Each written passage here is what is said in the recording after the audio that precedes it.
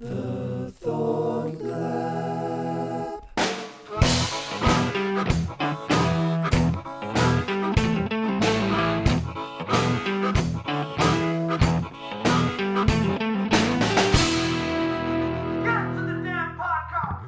Mr. Alastair Bishop. Hello, sir. Welcome to the Thought Lab podcast. Thank you very much for having me. And with us today is Richie Quan. As always. As always, yes, our co-host. So, Al, when I had a chat with Rich, first and foremost, just for all the listeners and for everybody who don't know who you are, in my opinion, one of the pioneers of bringing MMA to light and podcasters in this country, because you, of course, run the Big L podcast. Correct. And you have had some incredible guests on over the past couple of years, and I've listened to you just go from strength to strength. And of course, one of, if I'm not mistaken, twice, Richie's been on your podcast. Yeah. So of course I had a chat with Rich, and I was like, dude, this is what we're doing. Do you want to get revenge? And he was like, fuck yeah, let's get revenge. And so the podcaster becomes the podcastee. Love it, man. Love it. Yeah, Richie was episode 7 and episode 50 was the marquee. It was pretty cool. Yeah. I think it was two completely different podcasts. I think so, yeah. Very different setup. Like they always are, though. Yeah, for sure. Absolutely. No podcast is ever the same. No. When did you actually start? And let's go back, because I mean, there's a whole bunch I want to know, but let's talk about the podcasting for a moment. I mean, you're on Big L podcast. At what point were you, first of all, that smitten with MMA, right? Number one. And then number two was like, let's start a podcast. Yeah, so the longest version of the story goes back quite a long time. Like it's funny enough, because I was in many sense of the word quite late to MMA, in public, let's say. So I've been in the bar and restaurant industry my whole life, and it often involved coming home like super late at night, and you needed a few hours to kind of just dull your brain down, after working like an 18-19 hour shift. And we were youngsters. We lived in a big house, 3 mates.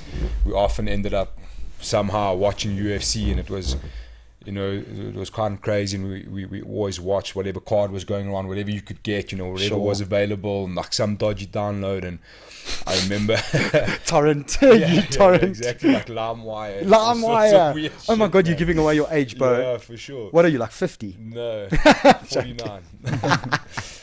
So I remember it was UFC 100. Dan Henderson, Mike Bisping. We had somehow been able to watch The Ultimate Fighter. They were the two coaches, and it was like pure chaos, like mind-boggling what was going on. And then Dan Henderson, I remember clearly, man, he sparked Mike Bisping, and then landed that elbow afterwards, and they asked him in the interview, like, how do you feel, and what was that elbow right at the end? He's like, yeah, maybe next time he'll keep his mouth shut. And I was like, this shit is crazy. Damn. Legitimate crazy. It got to the point where we actually stopped watching the UFC because we were having like these mad dreams, you've worked 19 hours with like drunk people, and now you're watching UFC. Yes. It wasn't good for the brain. Yeah. So that was where it all really started. And I started seeking out boxing and stuff like that, and fast forward a little bit, I ended up training with Charlie Vaya out of a gym in Parkhurst, just down the corner from my shop. And like me and Charlie were always speaking, and Charlie was kind of moving past MMA and combat sports as a whole, and I was like just so enthusiastic. I'd left boxing and kind of started this MMA training with Charlie, and like I just wanted to learn. I mean, like at that time I was probably like 125 kilos, trying to do like spinning heel kicks and like just stupid shit, man. Whatever you saw, you were trying to do. And I was like so enthusiastic about like the technicality side and just all of this crazy stuff about MMA. And Charlie said to me, he's like, bud, you should write. Write about what you see, because you see things differently to what most people that are training with me do. And like, on a whim, I started up. I mean, the next day I Googled how to create a logo, whatever it was. So did that, started a Facebook page. It was called Slip and Rip MMA. Started writing blogs about guys like Richie, Quan, and whoever else was interesting and exciting. And like halfway through the writing, I was kind of like, man, for one, you can hardly speak English. Now you're trying to write. you know? Like, who's reading all of this shit, you know? Like, is anybody actually reading what you're writing? And things happen quite quickly, funny enough. And I decided, you know, like, I was big into podcasts. I was like, you know, and I actually looked and I was like, I couldn't find any podcasts that were happening. So, you know, I found another couple of places online that supply sort of mics and sort of stuff. Watched a couple of YouTube videos, and I said to my wife, I'm like, look, I know this is going to sound crazy, but I'm going to need to spend a bit of money. I'm starting a podcast. She's like, okay. Whatever. I laugh because Whatever, I've you know? been through this, Yeah, dude. no, sure, man. So, like, literally, like, within 3 days of the thought, I think I bought the equipment and called up Charlie. I was like, look, but I'm going to start a podcast. Will you be my first guest? And he was like, yeah, 100%. So my mate borrowed me or let me use an office. They've got big offices in Sandton. The first podcast was an absolute dog show. There were dudes drilling downstairs through the wall. Oh, wonderful. I had the settings weren't even on, the mics weren't even on. We ended up using the microphone from the laptop. Yes, you know, when I got baby. back to listen, I was like, what is going on? So in my mind, I thought it was the actual room we were in. So then I was like looking for studios and eventually, man, figured it all out. And it's just been like a process of evolution Isn't ever it? since then, you know, just kind of, and it's kind of taken a weird turn. Because to be honest, I was never planning on being like a, maybe not, but like an MMA media house type of thing. My initial outlook was to kind of use MMA athletes as an example to everyday life. You know, I was so fascinated by what these guys go through and what they're trying to achieve, and it's this whole like solo mission of greatness, you know. Isn't it, eh? It's insanity, man. And I just felt like MMA athletes were just the craziest people on earth, you know, mentally, physically, just these mammoth people, you know. And obviously I learned quite quickly that there's this whole industry around MMA, nutritionists, sports psychologists, scientists, all sorts of crazy people. Like I mean, like Richie and Rory Diesel's a good example. All of these guys start coming to light quite quickly, you know. And my whole idea was to kind of just involve all of these people, and then, you know, as it goes organically, it ventured off into where we are today, you know, like really focused on the MMA scene as a whole, and that's where we are, man. That's the long version of how I'm it happened. gonna tell you a secret, right? So I'm very fortunate, dude, that the majority of people who've been around me have been exceptionally supportive of my my podcast, and one of them is Mr. Quan. He's been with me from word get-go, sort of chatting to me, and because I am a jiu-jitsu guy, and because I've done MMA, of course I was going to go down this route, but that's, you know, my podcast and your podcast, even if they're exactly the same, I still don't care, but they are most certainly different. And he said something really interesting. He said to me, you don't get the credit, right, that you do, because you've basically been a pioneer in this country. Hey, Rich? Yep, that's it. I mean, other than yourself, the worst thing for individuals like myself that have been in the sport is that you get media individuals from all different types of mediums. They all ask the same goddamn questions. The same stupid questions. I think they Google them. Or something.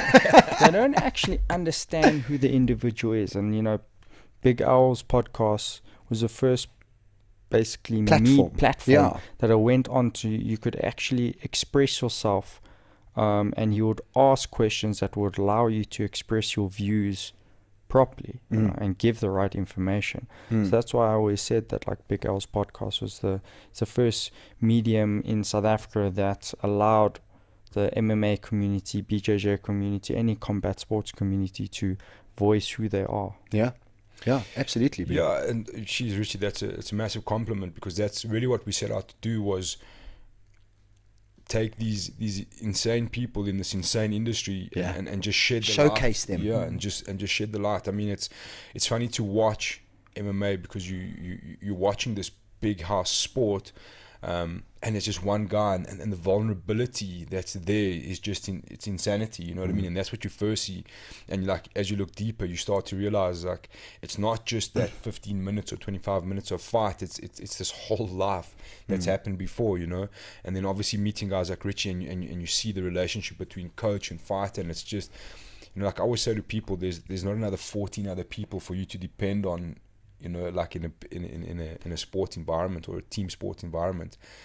And that was what I really wanted to do, was kind of give a platform for these guys to really put their stamp on society, you know, that this is a massive sport. That in my mind, MMA athletes are the most insane athletes in the world. Agreed.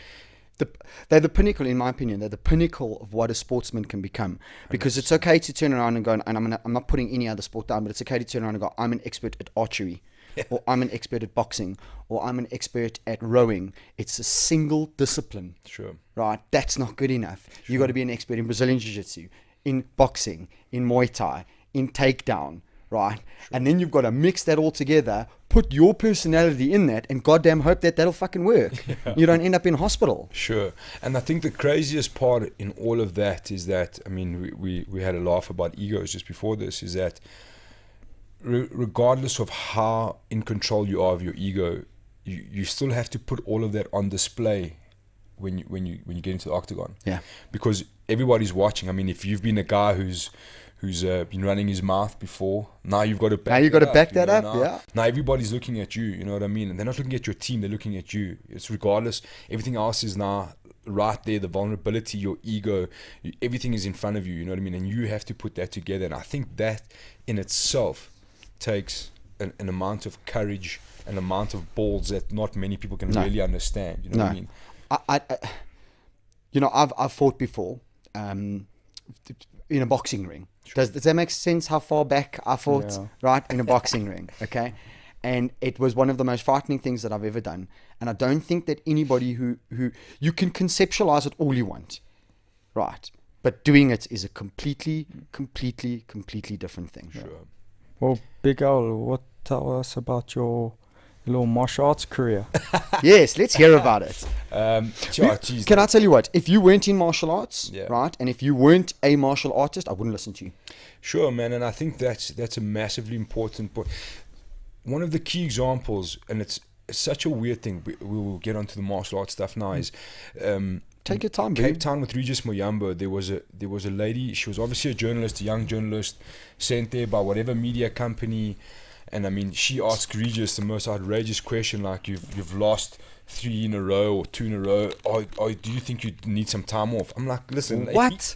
Like proper, you know? Shut your dick hole. I was like proper fucking taken aback. I was like, is this lady being serious? Like, is she trying to just get clickbait, or what the fuck kind of question is that? Yeah. To a dude who's just gone 3 rounds of hell, you know what I mean? And like, but this is what it comes back to what I said earlier. Like, for the last 8 years, like, every medium, reporter, whatever they are, come through, and the questions that they ask you are unbelievably stupid.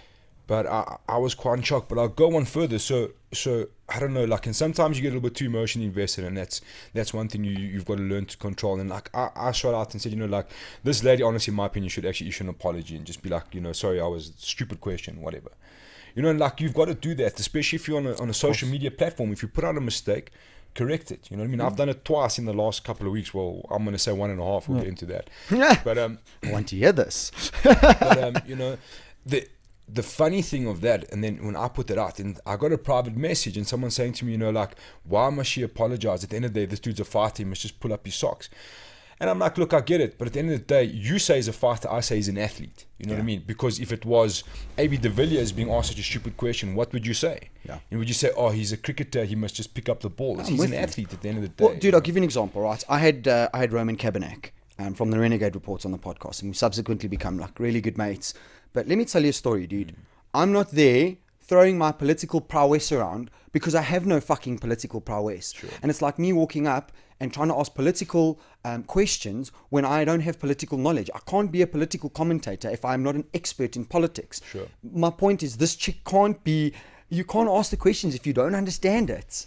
Yeah, sure, but you can learn, and that's the part that bothers me, is that put the effort in. Exactly. Yeah. So Simon Stevens had a lady working, Puma, I can't remember her name exactly, but she was kind of being an intern, but you know, at the media desk she would ask questions and she would try and like, she didn't know what was going on in MMA half the time. She got very excited by it, she really enjoyed it, but she didn't understand like the technical terms and this sort of stuff, and she was trying to tweet out on behalf of the clinch, but she really understood her role as a media person to try and understand what was happening. Brilliant. So it goes to say that you can actually learn. You don't have to just on a whim ask a crazy question, you know what I mean? And like, look, you can get caught emotionally and you can ask a weird question, but like, I mean, I know if I go to an EFC post-event presser, like the whole time before, I'm thinking about what I want to ask, what I just watched, and you know, is there an opportunity to give a fighter a platform on live TV to maybe call out an opponent, or you know, something like that, you know. And I think a lot of the things in MMA, people are, and look, I've also been guilty of it at times, people look towards the negative too quickly instead of just trying to find the positive and trying to create this atmosphere where we can say, okay, you know, this guy, youngster coming up the ranks, just got the win of his life. Let's ask him the question that's really going to help him, you know, instead of saying, well, in round 2, I see what you're saying. So we're looking about their career out, you know. As well as the you know, the information on the fight. Sure. So I think there's a lot of weird stuff out there. There's a lot of, I mean, you know, in the past, I think a lot of guys were kind of just setting up MMA blogs just to kind of get a free ride to go to live events and this sort of thing. And, I get you. I'm sure that happened. I think time has weeded those people out, and you know, we are here now at a place where those that are really keen on the sport are still around, and those that aren't have kind of, you know, just faded away. Or if the going got a bit tough, they were just like, well, you know, I'm not gonna deal with that, I'm not gonna accept that, and just let it go, you know. And you know, I don't know, MMA in this country is a weird thing, but there's so many good things happening. I mean, guys like Master Quan over here are constantly trying to get the entire South African MMA scene onto the bigger map, you know what I mean? I don't think him personally gets enough credit for that. I agree with you there. There's always again the ego pops in, you know. Like I tell you, I don't know if we ever spoke about it, Richie, but like I remember like trying to find the right gym in the right place, you know, between work and home and stuff like that. And I was like, you know, FFM is really the place you got to be, but it just logistically it doesn't work out. And people are like, no, bro, you can't go to FFM. Guys are crazy there. And I was like, but like, what do you mean guys are crazy, bro? They've got champions by the dozens, you know what I'm saying? So they must be doing something right, and that's where you want to train, you know what I mean? If you want to learn, that's where you want to be. And like, there's very quickly you realize that people have bad intentions, you know. It's like a jealousy thing, or it's an ego thing. I don't know what it is, man. It just gets super weird. For me, I've said it before, I don't mind criticism. Criticism is good for an individual. Sure. But when you put in emotional criticism without factual criticism, that's where it becomes a problem. And obviously, this is not about me, but when people look at a brand, they either can't be a part of it, then the emotions kick in. Yeah. So, I mean, I'm so used to it by now. Yeah. Really Look, I'll be objective here, right? It is definitely an ego/jealous thing in certain instances, but it's also a reputation that you guys made. I mean, and we've discussed that. That reputation is definitely dissipating, without a doubt. Yeah. You know, and I mean, our first foray into getting everybody together was, of course, Jiu-Jitsu in the park, which I did like what was it, like 3 or 4 years ago, you know, and everybody afterwards walked up to me like, dude, I got to roll with this guy and I got to roll with that guy, and it was so amazing and it was so cool. And you know, you and I were chatting. I mean, that's where our relationship started. But there definitely was a rep. Okay, so it is what it is. It's been and I guess I think the rep was built unintentionally in terms of an image of what people see it today, but it's definitely not what I wanted the image to be. But here's the other thing. I mean, when we're talking about management, I say to my managers all the time, perception is more important than reality. And what it is and versus what it actually is two completely separate things. I'll tell you straight off the bat, bro, myself and John Paul Mizo, right? My mate, and you know, the guy who basically put us together, right? And one of your students and one of my students as well. Him and I have on 2 or 3 occasions sat down and be like, bro, we were wrong. You know, we had that view because it was given to us by other people, by higher belts who didn't know. You know, when you're in your camp and this is the dangerous thing about camps, right? When you're in your camp, you fucking bleed that camp and you love that camp and everybody's terrible and you the best. And we fell victim to that. Yeah. You know, and both of us have sat there and been like, man, we're wrong. Yeah. We're wrong. Yeah, I mean, Now you're my coach. Yeah, we met like 2 years ago. Yeah. A year and a half ago. Yeah. Now it's a bit different. 2-3 years. Yeah. Now you. And now I walk in and high five everybody. Yeah. But now I want you to explain your martial arts career. So, like we mentioned earlier, I started jiu-jitsu. You know, I really was like seeking out where to go while I was with Charlie, because Charlie was very honest with me. He's like, look, bud, I'm like an average white belt at best. You know, he had a bit of ground knowledge that helped his MMA career, and he didn't really know too much beyond that. He said to me, he's like, try find somewhere that's got a little bit more legitimate jits than I can offer you, which I really appreciated, you know. And he said, he's like, big you know, ups, man. There's guys like this and this, and as it was happening, Shugyo Fit, which was monkey jits, popped up. They were opening seriously close to where my work was, and it made sense for me to be able to go on the way home, you know, get in an hour and get home at a good time. So that's where I was, and I said to him, you know, there's this guy Rodney King. Like, I mean, at that time I had heard the name but didn't quite understand who Rodney was, and he said to me, he's like, yeah, definitely, Rodney's legit, you know. Yeah, he's one of the OGs, man. Yeah, for sure. So, you know, I went there not knowing a single thing what I was doing, trained for a little while there, but like we also discussed off air, man, like as time went on, I felt like it just wasn't the right place for me, you know what I mean? I wanted to compete because I was, you know, like, as you start to dive into the jiu-jitsu world, you like just started getting encapsulated by all of these things. You're growing horns, bro. You want to rub those horns against other people's horns, isn't it? Man, like, you start to like watch like like all these crazy documentaries. Like Inside ATOS was a big one for me, and I was like, geez, man, I gotta do this. I gotta try this, man. You know what I mean? Like, look at these dudes, you know. And then you like start watching like ADCCs properly, and you're like, yeah, I gotta do this, you know. Like, I just want to know. And like, so I went to Rodney and I was like, you know, like, I really want to compete. And he like shut me down, man. He had, oh, really? Yeah, man. He had like a full-on freak out about it. Eh? He wasn't like, and in a way, he kind of like tried to prove a point in the class about how crap competition. And I was just like, look, dude, anyways, I'm gonna seek out the gym where I can find a competition. Yeah. And I got to Gracie, Barra, Lovo. Realized very quickly that I was a little bit behind. You know, the guys had been competing. The way they were rolling. Got a beautiful little I don't say better, beautiful competitive team. Yeah, sure, man. Yeah. So then there was like competition classes, and I was like, yeah, I got to try this out, you know. Started doing that, and then, like, I think it was the April that year. It was the first leg of the Joburg Gi comp. Yeah. You know, and I got to wherever it was, and it was far East Rand. I don't know why you got to judge us. Yeah. Okay. Hey, man, I'm from the East now, so I can't judge. There we go. And I remember getting there, and I was like, trying to like, obviously like a heavyweight, it's easy to find your division because they're these big, large behemoths just running around, man. And like, I could see the guys with their white belts, and I was like, sweet Lord. I'm small. I'm small for this category. Do you know, I think you rolled one of my boys, Anton, with a big beard. Yes. Yeah. Yes. Yeah. So anyway, this was my first comp. I got onto the mat. It was Heinke, who's at Gracie Bar, Little Falls. Such a solid dude, but I mean, he's a massive guy. And like, you know, like the first time competing, besides soiling your rods and just like panicking about what's about to happen, you know, like I did judo as a kid, you know, so I thought I had a bit of insight onto like a few throws and stuff. Like a hip toss, I can do it, no problem. But like for some reason, like I was speaking to Dave, and he's like, we're talking about a collar drag, and he was like, yeah, it's really, really working. And I was like, straight, I'm going to do that as well against a brick wall, which was a bad idea.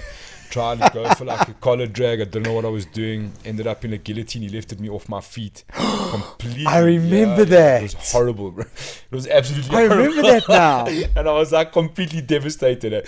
But it was such a weird thing because I left there. I got on the phone with one of my mates from Cape Town who's like, he was the guy who actually got me into Jitsu. He was like, you got to do it. And he's like, bro, that's just how it goes. You know what I mean? Yep. Like, tighten your shoelaces and on to the next one. And that's fucking exactly what I did, man. I left, I was like so pumped. I was like, well, now you know what I mean? Now you've got a benchmark. Exactly. And it wasn't this like drive to just be competitive. I mean, I played high-level sports at school and after school, and like I missed that interaction. Oh, really? What sport? Rugby. I played a lot of rugby. I Oh, played a lot great. of competitive cricket. Do you know when I'm rolling you? Yeah. Never. So, you know, man, and that was it. And then it was the next comp was a no-gi comp. And like I said, I had done zero jiu-jitsu in no-gi. So I spent the next couple of months 100% focused on no-gi, and I kind of went back to my coach Dave and I was like, look, bro, these dudes are massive. He's like, they are massive. He's like, but at heavyweight, whoever's on top wins. And I was like, I'm rolling, I mean, like guys like Darren Anthony, and I'm like, I'm on top and I'm not winning, my man. This guy, you know, like, Darren Anthony, he's a beast, you know. He's like, and that's a good way to gauge exactly how good your top game is, and he's really does weird things, you know, and he's really, really powerful. So Dave said, okay, let's abandon that, and then we started working on this like half guard game, which is all I know now. I don't know anything else. You know, so I eventually went on to the no-gi comp. I won a silver there, Nice, which was congrats, massive for bro. me. I had to do, I think in the finals I was with Delano Human, he's an amateur fighter, Yes. Team SA. Yes. Also He massive. comes and trains with me every now and again. Yeah, His man, girlfriend's with me. Yeah, sure. And he's look, to be honest, like I felt had I had a little bit more gas, it could have been a bit better for me. I was just completely gassed, and I was like, still remember I was like on my phone, like trying to check the time and like trying to scramble for something to drink, and they were like calling me back, and I was like, God, do I have to do this again? You know, and it was such a cool experience. It was mad, and that like really sank in. And then the next one was a weird one. We had our grading like in the same week as the last comp of the year. I remember. It was all a mix up. And I remember because what happened, we sit on SABGF, Rich and I, and I remember turning around going, this is madness, because all these oaks were in the blue belt divisions on it was absolute And I chaos. remember saying to James, I'm like, I will not fight white belts. I will fight blue belts. Oh, there we go. You know, it was like one of those weird things. And he's like, fine. He's like, you no longer have a division. It was like me and Brandon from my gym, which was quite cool. And he was like a long time blue belt, and I managed to beat him, which was pretty cool. But now he just destroys me in the gym. I think I pissed him off. But it's good, man. And it's like, you know, it's I encourage anybody that's doing jiu-jitsu to just go and compete, you know, like try and take the panic and the anxiety out of it. But to be honest, that anxiety of like a big game the next day is what that's why I really wanted to compete, was to feel that nervousness again, you know, which is really cool. And I think once it's over, like regardless, massive thing about the jiu-jitsu community is that it's all smile and love afterwards, you know. Absolutely, what I mean? It's like nobody actually really won, you know. Which is quite funny. And Absolutely. There's such a sick community in the jiu-jitsu. Yeah, Look, I think insane, worldwide, but definitely for us sort of older school guys, you know, we came from very few competitions, a lot of camp division, a lot of bullshit politics, and of course the politics is always going to be there. But Rich, do you agree? Over the last 2-3 years, things are changing, man. For me, it's a massive difference. It's definitely changing. That's also why I like jiu-jitsu. For me is a big focus, because mindsets are different, the community's different. You know, you can compete every week if you wanted to, you know, and obviously with at least every month now, hey. Well, that's what I say with the SABJJF. You know, you got so many more competitions than it was, say, 2 years ago. You know, it was a struggle, and that's why guys. Like, growth of martial arts is not great, because South Africa's been like hindered, and you have to go overseas to compete. You know, now we can compete here and eventually build up everything and compete overseas, you know. Absolutely. So it's been great. And you know what I like doing, bro? I love, because I understand so well, you know, if you take my white belt group, right, that I started out with, and let's really talk about my blue belt group. Most of my blue belt group now are still rolling. Not all of them, but the guys that are, they're all high belts. They coaches, you know. So we've literally grown up together, you know, not just in as humans, but as jiu-jitseros, and we each followed our own paths and opened up our own clubs and did our own things. But I competed with those guys, and I would still compete with them now, you know, all these years later. And I understand that this bond we form, and I do that by creating within wherever I can, and as healthy as I possibly can. I want you to have that one guy that you go, that's my competitor. That's the guy to beat, you know? And so for argument's sake, let's talk JP Kruger and I and Marky Mark, you know, for Rich and I to have them competing against one another, and maybe one guy winning here and one guy winning there, but they can compete with one another. Dude, that's so healthy. Yeah. It's so healthy for them. It's so healthy for the club, because we know that they chat and we know that they're mates and we know that it's such a healthy environment, dude. And to allow, I love seeing young guys, especially young jiu-jitsu guys, and I mean young, I'm talking belts, right, not age, right? Young jiu-jitsu guys turn around and go, that's the guy I need to beat. That's the bar that's just been set. This is what I need to do. Yeah, sure. Yeah. And that's a massive thing, and I think you find that, like for me, like you find that in your own gym, you know what I mean? Like you'll roll with a guy that does something specifically well, and you're like, well, you know, if I want to play that kind of game, I got to get a bit better, because this is the benchmark here, you know, and this guy's really good at that, and which is quite cool. One big thing in the SABJJF competitions is the kids, man, and I was explaining this to someone that day. Funny enough, I took my kid to the Cairo, and I was walking out and we were talking about Jujitsu. I don't know how it always manages to come up, and like a lady that was paying was listening to my conversation, and she was asking me about Jujitsu, and she's like, no, she's trying to find a martial arts for her nephew, and I was like, there is no other martial arts in Jujitsu, like don't waste your time, you know what I mean? Like, the gym's across the road, go there now. And I was saying to them, it's so crazy to watch like these little kids compete and actually just roll. The way they absorb information is it's unreal. Like I sit there, I'm like, I can't do that. Like I don't know how they're doing this. Your podcast with oh my gosh, I just went blank. Pesver, man. God damn, Chris Bart. Yeah, okay. Chris Your Bart, podcast with Chris Bart. He hit the nail on the head. You know, what took us 6 months, now the guys can learn in 2-3 weeks, right? 2-3 weeks. Never mind that, we're old. Yeah. Okay, even at at 26, your prefrontal cortex has now been fully developed. Okay, pre that, it's just a sponge. Yeah. Okay, these kids can do shit, bro. I'm mesmerized at what my kids can do in the club, let alone going to SABJJF competitions and watching these kids. That's our next superstars. Sure. That's our next world champs, bro. Sure. Because for you and I'm sorry, bro, but you know, unless we're talking masters, I'm done, bud. I can't compete into my 40s. Yeah. You know, and quite frankly, I don't want to. We need to get the kids rolling the way we do at 21, at 18, at 17, so that by the time they get to their prime, prime Richie, 23 to 30. 25 to 32. No. I'm talking about pure competitor prime. Pure competitor prime. Hey, even everything's different. So even in MMA, now it's 30.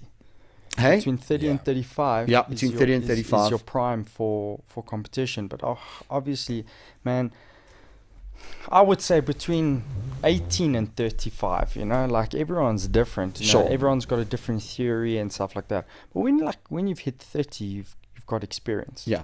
You've got maturity. But a 30-year-old walks in, right, as a white belt. Yeah. No, yeah.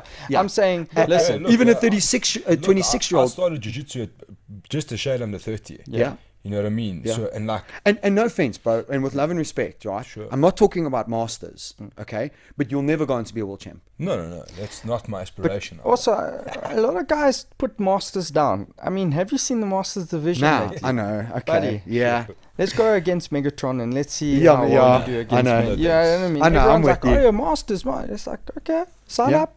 Yeah. But the perfect athlete to me, right, is that kid who starts jiu-jitsu, right, young, and then at his prime, 30, is a black belt, is competing with the best in the world, but that's the gift we can give.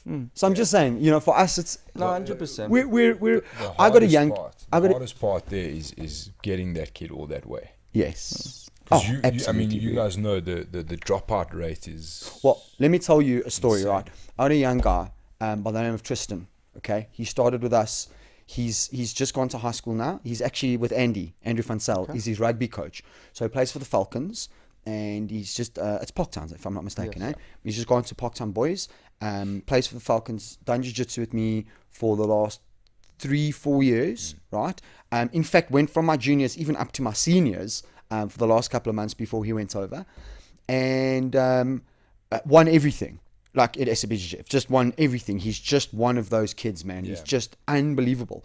That kid can go on and be a world champ, you know. And then I had a chat with him and I had a chat with his parents, you know, going, now he's in high school, he's playing for the Falcons. I'm like, don't worry, that grounding is there. It's never going away, and he can find jiu-jitsu in 2-3 years again. You know, because he's going to be physically fit, he's going to be strong, he's going to have the rugby side. That jiu-jitsu, he did it for 4 years, but it's there, you know. Yeah. But the hope is that, of course, he comes back. Sure. You know, and that's the kicker, because this kid could be a world champ. For me, with the kids, it's all about proper structure and a goal. So you look at the best kids team in the world right now is Atos, mainly Art Jiu-Jitsu. AOJ, yeah. I mean, AOJ, they literally have won in the last 4 or 5 years, Pan Am Kids, World's Kids, everything. And the country provides competition, it provides a vision, provides goals. Yeah. The gym provides a structure for the kids to stay focused. So, you know, once we as a country and as a community fix all those things, we will see the same thing. And I tell you, the only way it's going to happen is through the likes of, and I'm not saying only, but through the likes of SABGJF. Yeah. Sure. Because now we can turn around and go, when we eventually give SA Colors out, right? Yeah. Now we can turn around and go, well, this is SA Colors. Yeah. You know, this is serious. And now the schools can, and I mean, you know, I had a call a while ago from a private school group of 6 to 8 schools, and they were like, we want to introduce jiu-jitsu. And I was like, fantastic. What are your locations? Location, all the others, no coaches. Yeah. You know, so even we couldn't, like a school actually came to me and we couldn't facilitate them. You know what I mean? Because we just don't have the resources yet. We didn't have the resources yet. Yeah, the one thing, and I know Richie's got quite a strong feeling on this. The state of jiu-jitsu in South Africa, I think, going forward is in a good place. You can see it physically; it's tangible. There's kids training, and it's happening. They're competing. Almost every, let's say, every good gym has a kids structure, has kids classes, has a kids program, and it's growing all the time. It seems. I can't say the same for MMA, and that is freaking me out. Oh, really? Is it right, Rich? 100%. I don't see. Look, there are guys. I don't want to speak about stuff that I don't know, but the stuff that I do see, guys like JD Duplessis, who has like, sort of like kickboxing comps, and there's all of, XKT does their thing, and there's a lot of these like one-off things, but there's no real young competitive structure in MMA. I'm with you. Yes. The development of amateurs is a weird one. I don't see, I don't know, like I know Richie's feeling on the matter is to kind of have like these burners, where you can just go and get a couple of fights and goes onto your record, which I agree with. So in my mind, let's take Fightstar for an example. You should have, like what Richie talks about, have like a burner in a gym, like it's a sanctioned event where there's a couple of amateurs come in, that they get maybe 5 fights on a day, like you would at a jiu-jitsu comp, and you progress, and then maybe the winners of each category of that move on to Fightstar. I'm with you. Well, why has nobody spoken to Grant about something like this? I don't know. You see, my biggest fear without having to put anybody in the limelight is that I don't think people see the money in it. Everybody wants to have the big drama show, So everyone wants the big lights and stuff. And at amateur level, 100%, in my opinion, you have to have that show, because you cannot go from a gym brawler to, let's say, the EFC, because you need a bit of both. That's the way I see it. Yes, but to a certain point. So the only place I've ever seen this big drama show in the world is here in South Africa. Amateur fighters walk out to songs, have a banner, have sponsors. Man, you're an amateur. Like, just relax. Yeah, you got a whole career ahead of you. Cut all of that shit out. Yeah. Get in the cage, let's compete. Like, the event doesn't have to be this massive event and make like a pro event. Like, an amateur event should be an amateur event. The biggest amateur event in retrospect in the world are Sambo shows. Sambo is MMA at the end of the day. Yeah. So a Sambo individual can get, at the end of his career, 300 fights, just like Khabib did. 300 MMA fights. Yeah, that's you ridiculous. cannot buy that experience. No, you can't. You understand what I mean? We get guys here, and my guy's a perfect example. Sometimes I have to turn my guys pro after 7 fights. Who the hell? You don't even know yourself after 15 fights. Now you got to turn pro after 7 fights. Like, it's ridiculous. You go to the EMAF World Championships, and those guys have 20, 30 amateur fights. And they're fighting somebody who's got 6. Fine, a guy in South Africa that has a big amateur record is like 10 fights. I mean, that to me is ridiculous. So this on that, and this is one of the biggest things that I found through the podcast is, like, and I mean, I think me and Richie have spoken until we blew in the face, to say that there's no difference in talent. You can't say that a guy coming from the UK or the Europe fighting is better than Boyd Allen. It's untrue, and it's completely wrong. You know what I mean? And it's like, I know in South Africa we get sucked into this, you know, like we see international fighters and we just like become like stargaze. We're like, oh, this guy must be amazing. But what I found a massive difference is the length of amateur careers. Not even the length, the amount of fights. Every time I speak to one of those guys, man, and you don't see it. I mean, you don't. Yeah. I mean, I got. So just to put things into perspective, just so everybody knows, because they don't know, how many podcasts have you done? Your own number? I stopped with the numbers now, eh? So really, yeah, like you take a flyer. I don't know, it must be on to about 70, 80 by now. Okay. So I just wanted to put that in perspective because, you know, otherwise people are sitting here going, oh, this is a blue belt talking. No, we're talking about somebody who's spoken to 70 fighters, international fighters, local fighters. I mean, I've spoken to like amateur fighters. I think my second podcast was amateur fighters, guys that are in the EFC now. You know, my very first interview I did was actually Rudy Roots. Okay.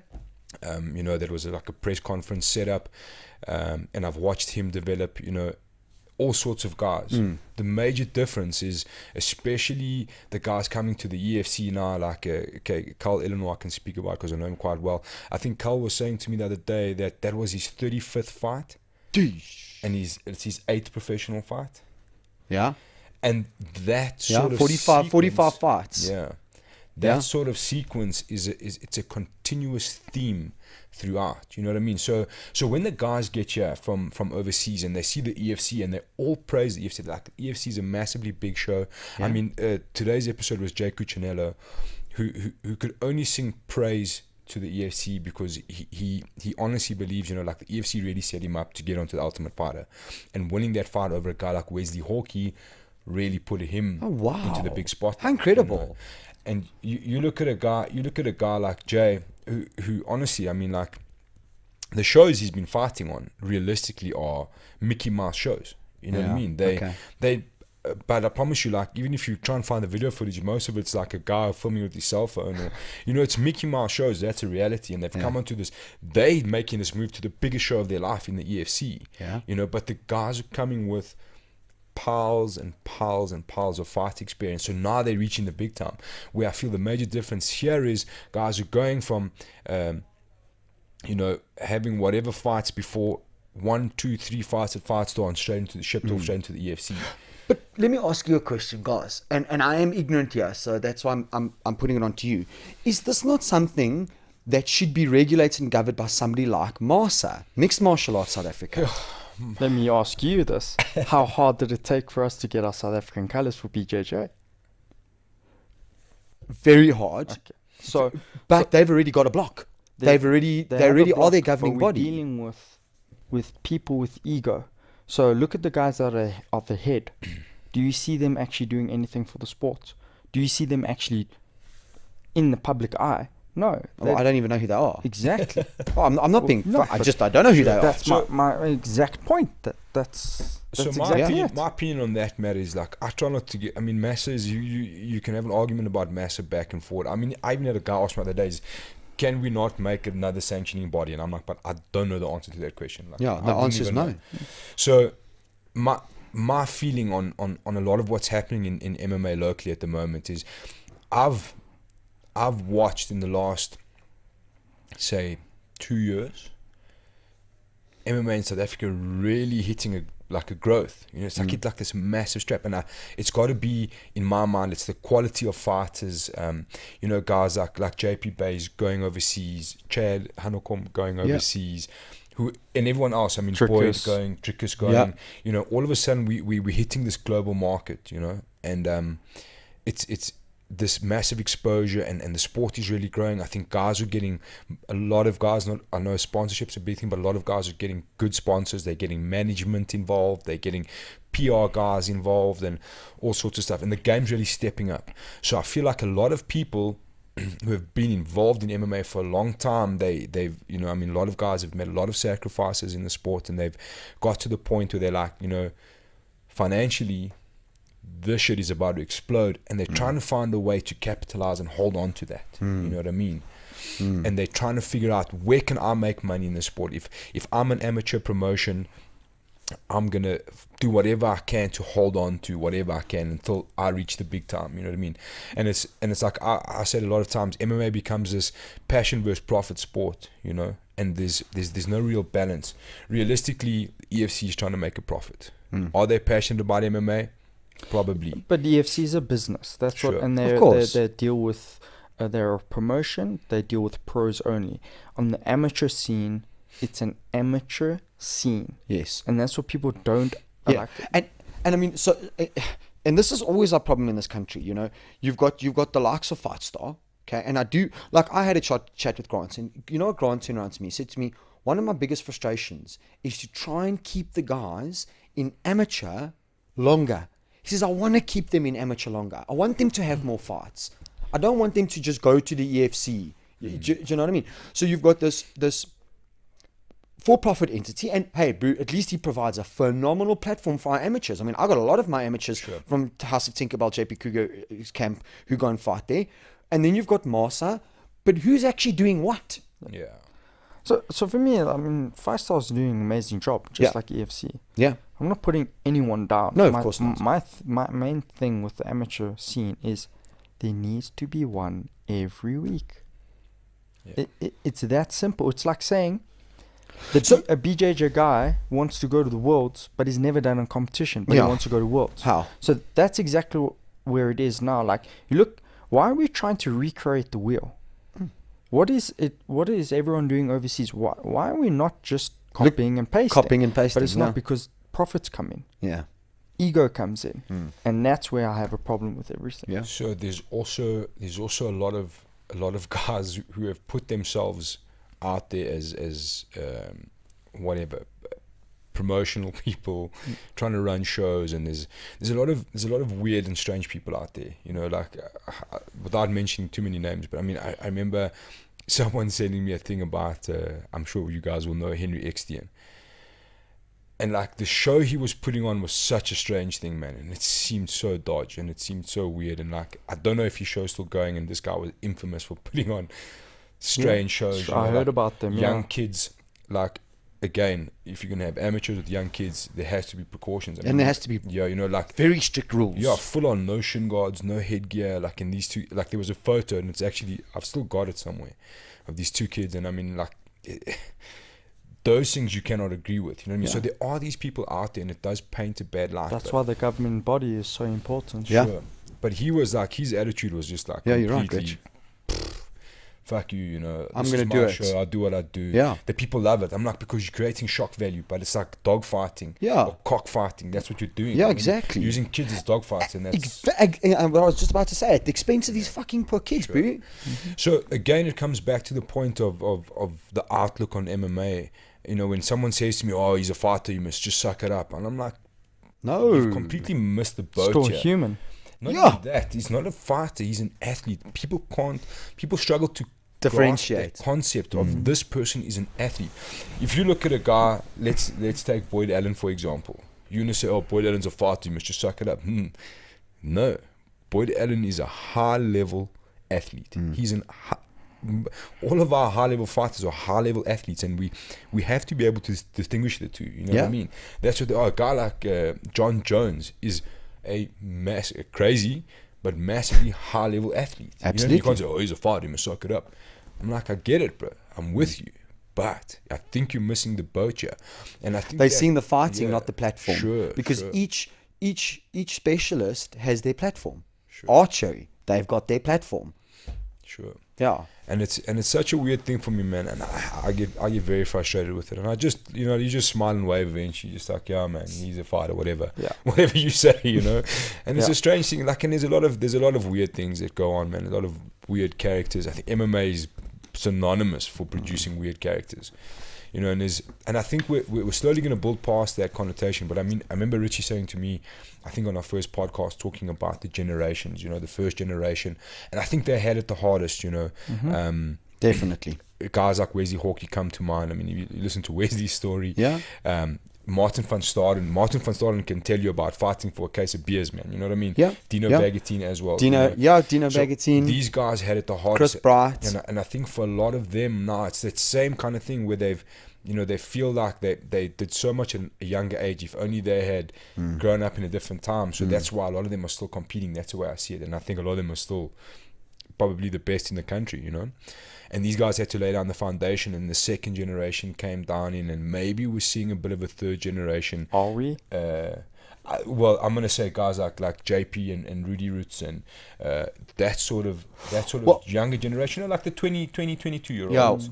Yeah, we've got two fighters, right? In House of Tinkerbell, Nathaniel and Gift, and Gift is 18, and Nathaniel's 21. God, I hope I'm right. Nevertheless, man, not talking who they were, I'm talking about who they are now.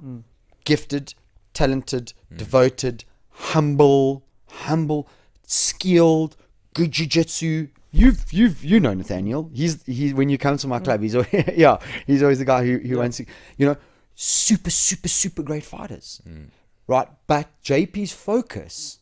Right, JP Kruger's focus and House of Tinkerbell is not just pros, it's to build a phenomenal amateur team, right?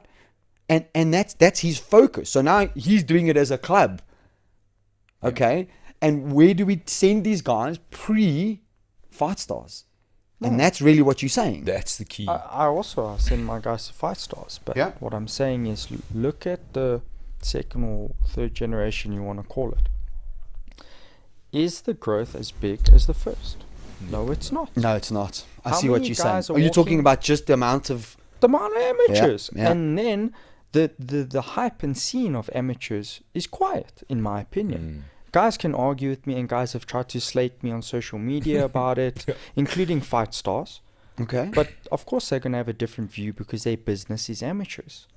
For me, I'm looking at from a bird's eye view of what's actually going on. And in my view, our growth of MMA in this country has slowed down dramatically. Oh, yes, you can see that. I see where you're coming from. Yes. Absolutely. I see what you can, and that's problematic. That's exactly what we're getting to. So where is the next generation? Okay. That being said, if you look at Fightstar currently, like they've got a couple of big names on the amateur scene in there, and I'm sure a lot of them will eventually break out into the pro division. But where is the next superstar coming from? Where is the hype? Okay, there's Nkosi and Ndebele, who I think he'll do really well. He's got a long way to go. Yeah, he's a young guy, but I think he's got a lot of talent. And I think he can do really well. He's my favorite amateur at the moment. Sure. So, but like, how many about the amateur scene right now? But how many other big stars are there? You know what I mean? How many guys are going to come in and shake up the EFC? Or shake up the world from there? I mean, I know Richie's outlook is to look beyond what's in front of us and if you're not, how are we sending guys to the States? Sure. How are we getting guys to the UFC?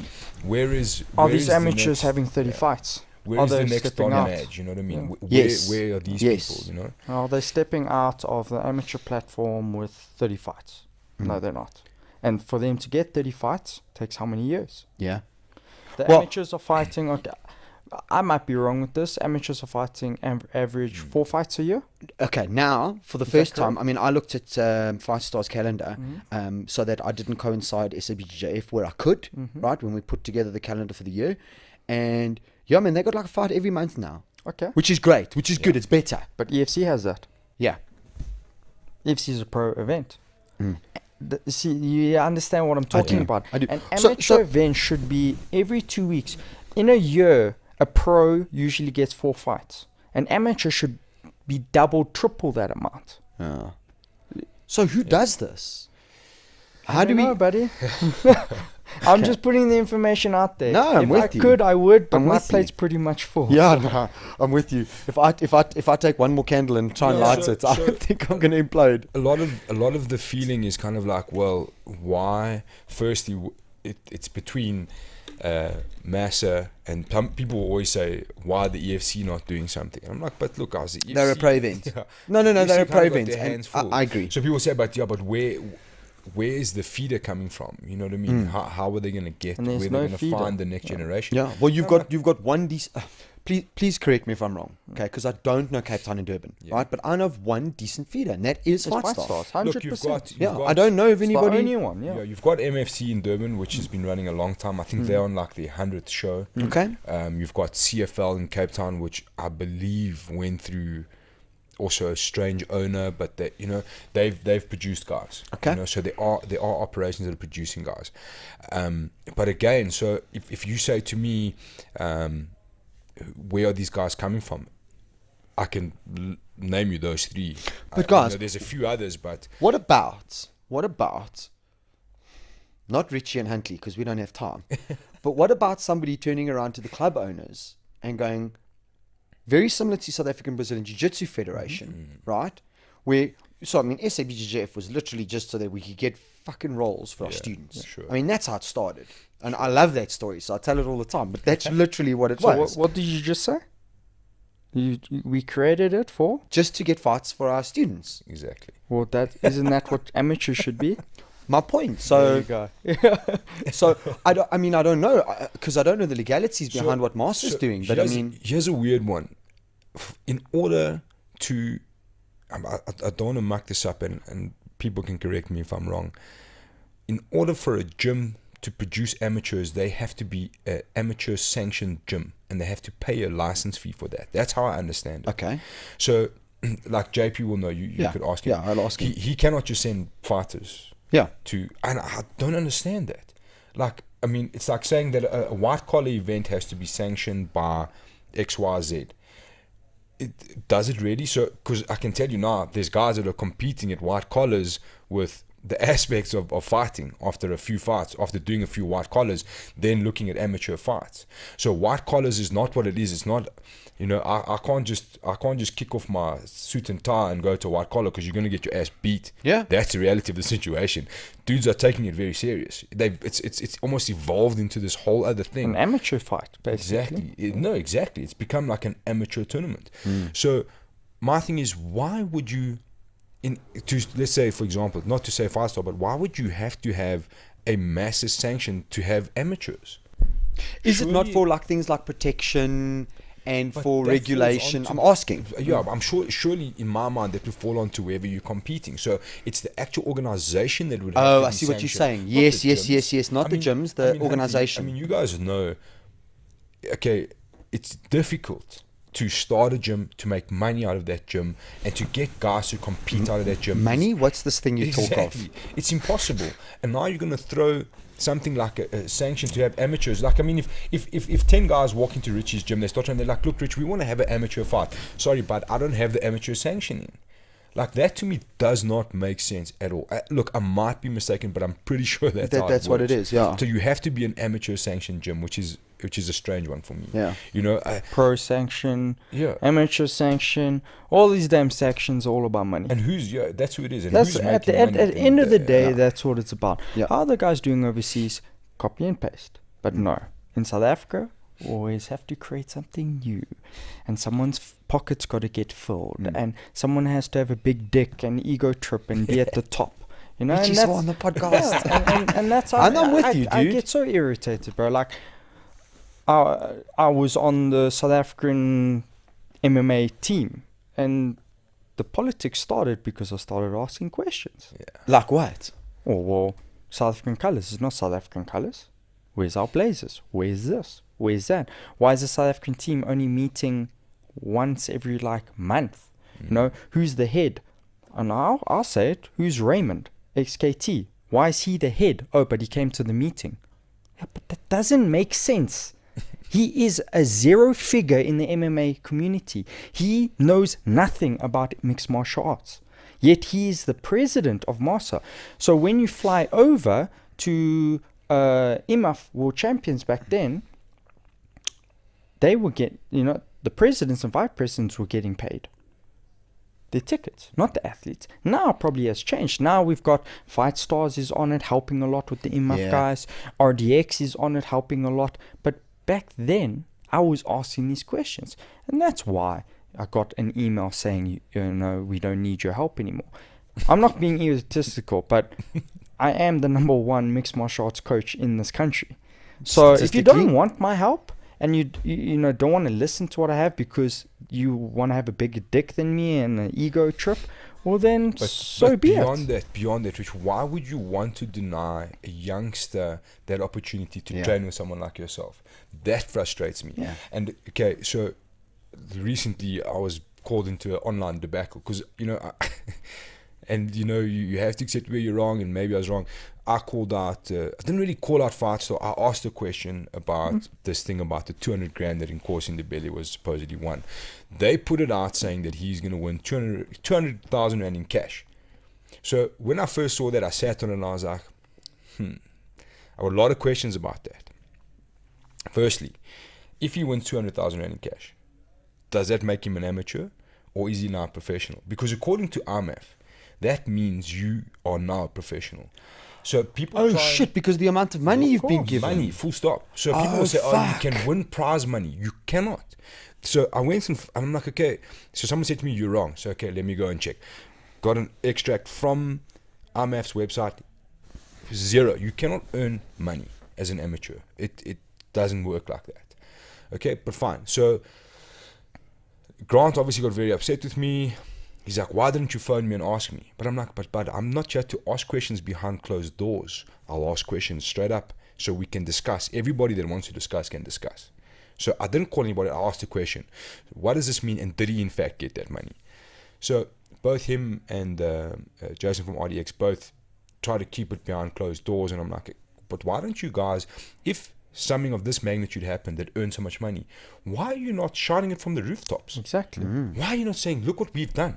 Because you're not being egotistical. No. You've done a great thing. If you've helped that whole fucking program was too cool. Yeah, if you helped individuals like that, going from amateur, getting them exposure, getting to IMAF World Champions to win it, to becoming pro, man, that's amazing. Yeah. 100%. And this is what my argument was. He's like, but you asked it the wrong way. Okay, maybe I did ask it the wrong way. And I thought it would make a great conversation. But I'm still trying to get the point across. He's like, why are you guys, if this really happened and this dude really won all of this stuff, why are you guys not preaching it? Because my point to that exactly is, you know what's going to happen? House of Tinkerbell amateurs are going to be like, holy shit, that dude just won 200K. His whole life just changed. He's about to become a pro. Yeah. He's about to go wherever the hell he's going to go. It's going to galvanize a movement. Surely, if you want to develop MMA, you want to galvanize fighters, that's one way to do it. 200 grand to a guy who hasn't earned a cent is a lot of money. Whether it's in a multiple of... Well, I mean, that's setting me up for my next flipping year and a half of training, or 2 years, or 3 years of training. Or so that was my argument with them. And so what was the end result there, buddy? So they said to me, I still don't think, I think the way they worded it was wrong. I think in reality, he got 200K worth of prizes. That was the difference. So Jason explained it to me that he's chosen to go to IMAF World. That's what he wants to do. They're going to pay for that. That's great. That's amazing. That is so amazing. That'll be all expenses paid. He won, like the guys won cell phones and a pro contract. I don't know with who. I'm guessing with Fightstar. This is where I have an issue with mixing pros and amateurs. We need a pure amateur scene that runs a lot. Yeah, but can I tell you what I really think is the fucking problem? Right? You've got Fightstars. Okay, it's a business. He does it because he believes in it and he loves it. Okay, I'd like to believe that, and I think I'm right. and he makes money. That's cool because, guys, it takes money to do these types of things. Sure. You got Fightstar. EFC. They do it because they love it and it's a business. Okay, cool, right? It's not their job, right, to run these types of things. I think it should come from government. 100%. I think it should come from Masa. I think that they're the ones that should be sitting there supporting these platforms. But does Master support any platform, buddy? No. But so then okay, we're running ourselves into the wall. That's why something like we've done with BJJ needs to happen with mixed martial arts in terms of the amateur scene. Yeah. So my argument again to you, my response would be, are we going to sit and cry about how shit Master is or we're actually going to do something about it? You know what I mean? And that's where we're headed, because Fightstar themselves are going to, realistically, they rely on a handful of gyms to supply them a show. Of course. That's the reality of the situation. So if you look at their fight cards, it's made up of a few gyms, and it's always the same gyms, and it's always the same guys. What is going to happen if that stops? Where's your show going to go? So who should be responsible for making that feeder system? Can we say Fightstar? I don't think so. No. The gyms are in it themselves. The problem is, again, like we always say, is that when we talk about going to train with Richie at FFM, can't go there. Things are going to happen. We're going to go to Dark Vader can't of go MMA. there. You know what I mean? Like, and it's not only them. Like, people feel like if I go and train somewhere and do something somewhere else, like, you know, what are you doing? Like, I'll go train at FFM. I don't give a shit. Like, my own gym asks me if I'm training at FFM. I'm like, why are you guys asking me that? It's like, oh, because you're always talking to Richie. I'm like, because he's a fucking clever dude, and I like what he has to say, and I like going to learn from him. Like, there's no problem with me cross-training between two gyms. I know at some stage it does look a bit weird, but I dig it, man. I think it's cool, and it's cool to get other looks at what other people are doing. You know Factual what I mean? criticism, buddy, not emotional. That is the biggest thing. Yeah. Like I said to you, a massive learning curve for me was in JP Kruger's gym. When I got there and I realized, like, I don't know shit. I thought I knew something. I don't know shit. Yeah. And I have to do something about it. And I would have never done that. I would still be sitting in the same place with an unjustified blue belt because I'd spent the time there. Yeah. In isolation. Exactly, in isolation. In isolation, which is what else death, out bud. there. And that would have never happened if I never took that step across into somebody else's gyms. And the funny thing is, in the beginning, I mean, I went to Shane Carr's gym, Valhalla. I went to JP Kruger's gym, and you nervous as shit walking into these gyms because you've been fed this information. And I promise you, I remember it clearly, leaving Valhalla. I mean, looking at a guy like Shane Carr, and I was like, this dude knows some shit. You know what I mean? And he's got such a crazy thing going on here, and it's such a nice community, and the guys were all welcoming, and it was such a weird thing. And I drove home, and it was raining. I was so scared to be on the highway, but I had like this massive smile on my face, you know what I mean? Because like I realized like MMA is alive here. It's happening, and it's happening in the strangest places, you know what I mean? And I still remember when I wrote about JP's gym, and I was like, you arrive to House of Tinkerbell in Boksburg, and it's, you know, like there's a rec center, there's people doing this, people doing that, and like they're in this dark corner of the door, and you know, and you walk in and you like, you know, like it's quite funny, like, well, there's no zebra mats here and there's no this here, and you're like, but these guys are getting the job done, and these guys are good at what they're doing. Damn good, and bro. the knowledge is great, and everyone's invested in each other, you know what I mean? And like this magic of MMA is happening in the strangest of places, and it doesn't need to be this massive, like, and it doesn't need to be this massive show all the time. You know, sometimes you can just get the job done wherever you need to do it. The only thing I think they need is good coaching. True. That's it. That's it. So, because remember, I see these things as a transactional. Guys, I'm a businessman, right? I get given money, right, for return on investment, for my knowledge. So I got to the point where I realized I needed more knowledge. Ergo, Richie Quan became my coach, right? Because it's a return on investment. Sure. They're giving me money for knowledge. That's the only thing that I think that we really need to be worried about, is to ensure that the level of coaching is good. And there's two trains of thoughts with this, right? Let's hear what you think about this. The one is, we want as many little MMA gyms to open up as we possibly can. And I'm going, yeah, but I don't like, what if the wrong thing's being taught to that kid? Yeah. You know what I mean? So I'm giving you money to teach me Jujitsu. I say this in hyphenates, but actually I'm not getting taught Jujitsu. And I'm giving you money to teach me Muay Thai, but actually you're teaching me a watered, bastardized version of kickboxing. Sure. I think in reality, you will always find the truth when it comes to combat sports. Competition. Yeah. and that's competition. But That's what sets everything apart. I think as you dive into it, and this is my personal experience, is because as you dive into the community of all combat sports, you get exposed to what's right and what's wrong in whatever version, you know, whether it's competition, whether it's, you know, maybe you watch a YouTube video about a guy throwing like how to set up hands to leg kicks, you know what I mean, and you've been taught the complete opposite, and you're like, but why?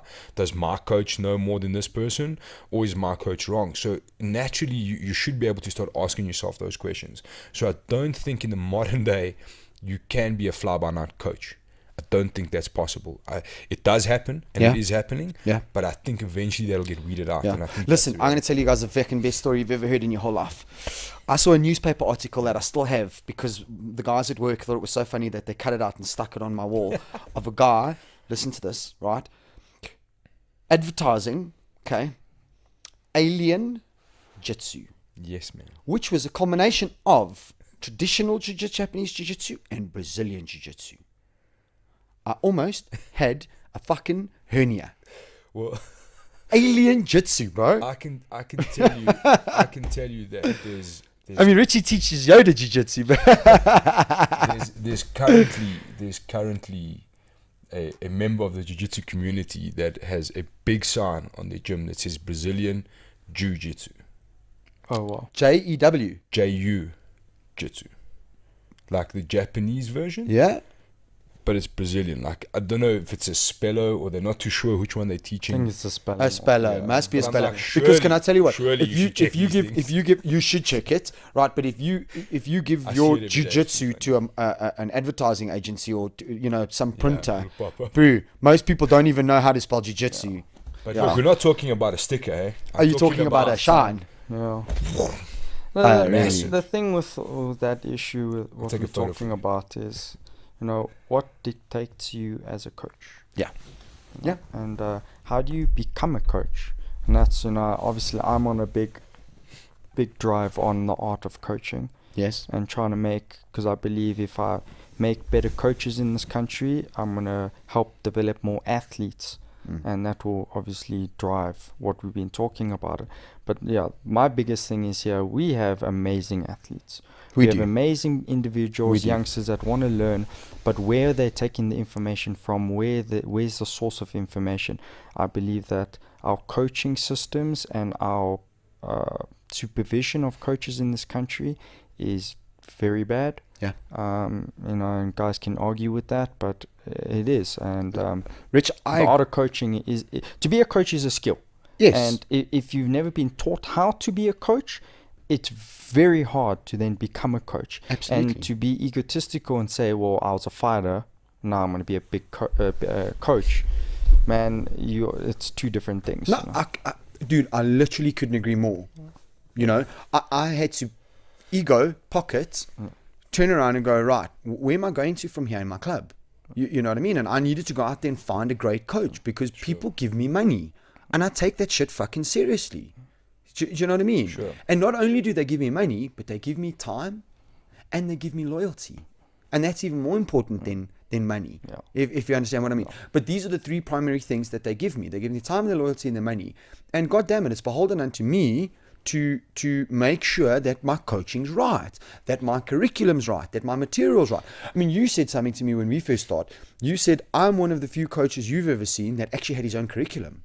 100%. What are these guys fucking teaching? But this is the thing. I mean, and it's not even here. I mean, I've traveled all over the world. Like, coaches will come on the mat and go, okay, well, we're going to do today X. Yeah. And then the next day we're going to do Y. Like, to be a professor in a university, you have to go to university, get a degree. Yes. You have to have a syllabus. Yeah. And it's the same thing with the martial artists. A lot of coaches, they're not studying, they're not sitting down, creating syllabuses, having a program for the next 4 weeks, 6 weeks, 3 months, sitting with their students and fixing their games on 1% exactly their games. Come to the class, do a general class. What does that actually mean in retrospect, And how a professor lectures to a class in university, I believe, is the same way martial arts should be taken. And we've discussed this. Yes. I mean, both of us have now started with whiteboards, especially in seminars. Yeah. I did a seminar to raise funds for one of my students go to World Champs, Yeah. right? For IMF. for IMF, IMF, right?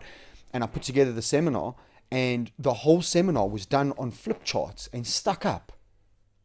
Because that's the way we need to learn visually. Can I ask you a very interesting question? It's one of those other crazy ideas like the podcast. Like I've been throwing at my wife and she's cutting me off. She's like, no more. You need to stop now. Please, I hope it's not good, and I agree, because I don't want to get involved because I don't have time. We'll get there.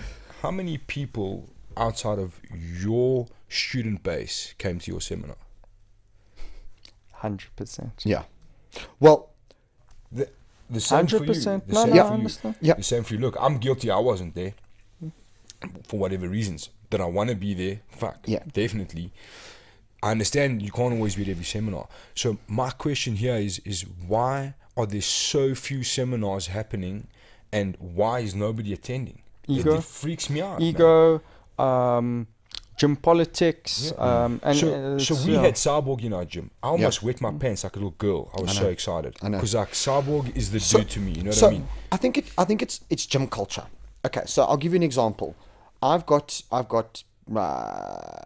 how many coaches do I have? I think I've got 12 coaches in the Arts 12 group, right? And we're about to open up our 9th club now. This 9th month. or 10th, you're not Yeah, sure. I'm not sure.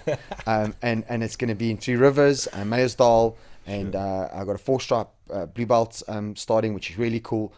The point is, myself and JP Kruger, all my clubs in Springs. Okay, so JP Kruger has his own club. You've been there. It's in Boksburg, but he's with me in Springs as well, learning. Right. Then I've got Jared as my junior coach. Then I've got JP Mees as my coach, and we will look at something and go, all right, I can't make it, and JP Kruger will be, okay, I'll go.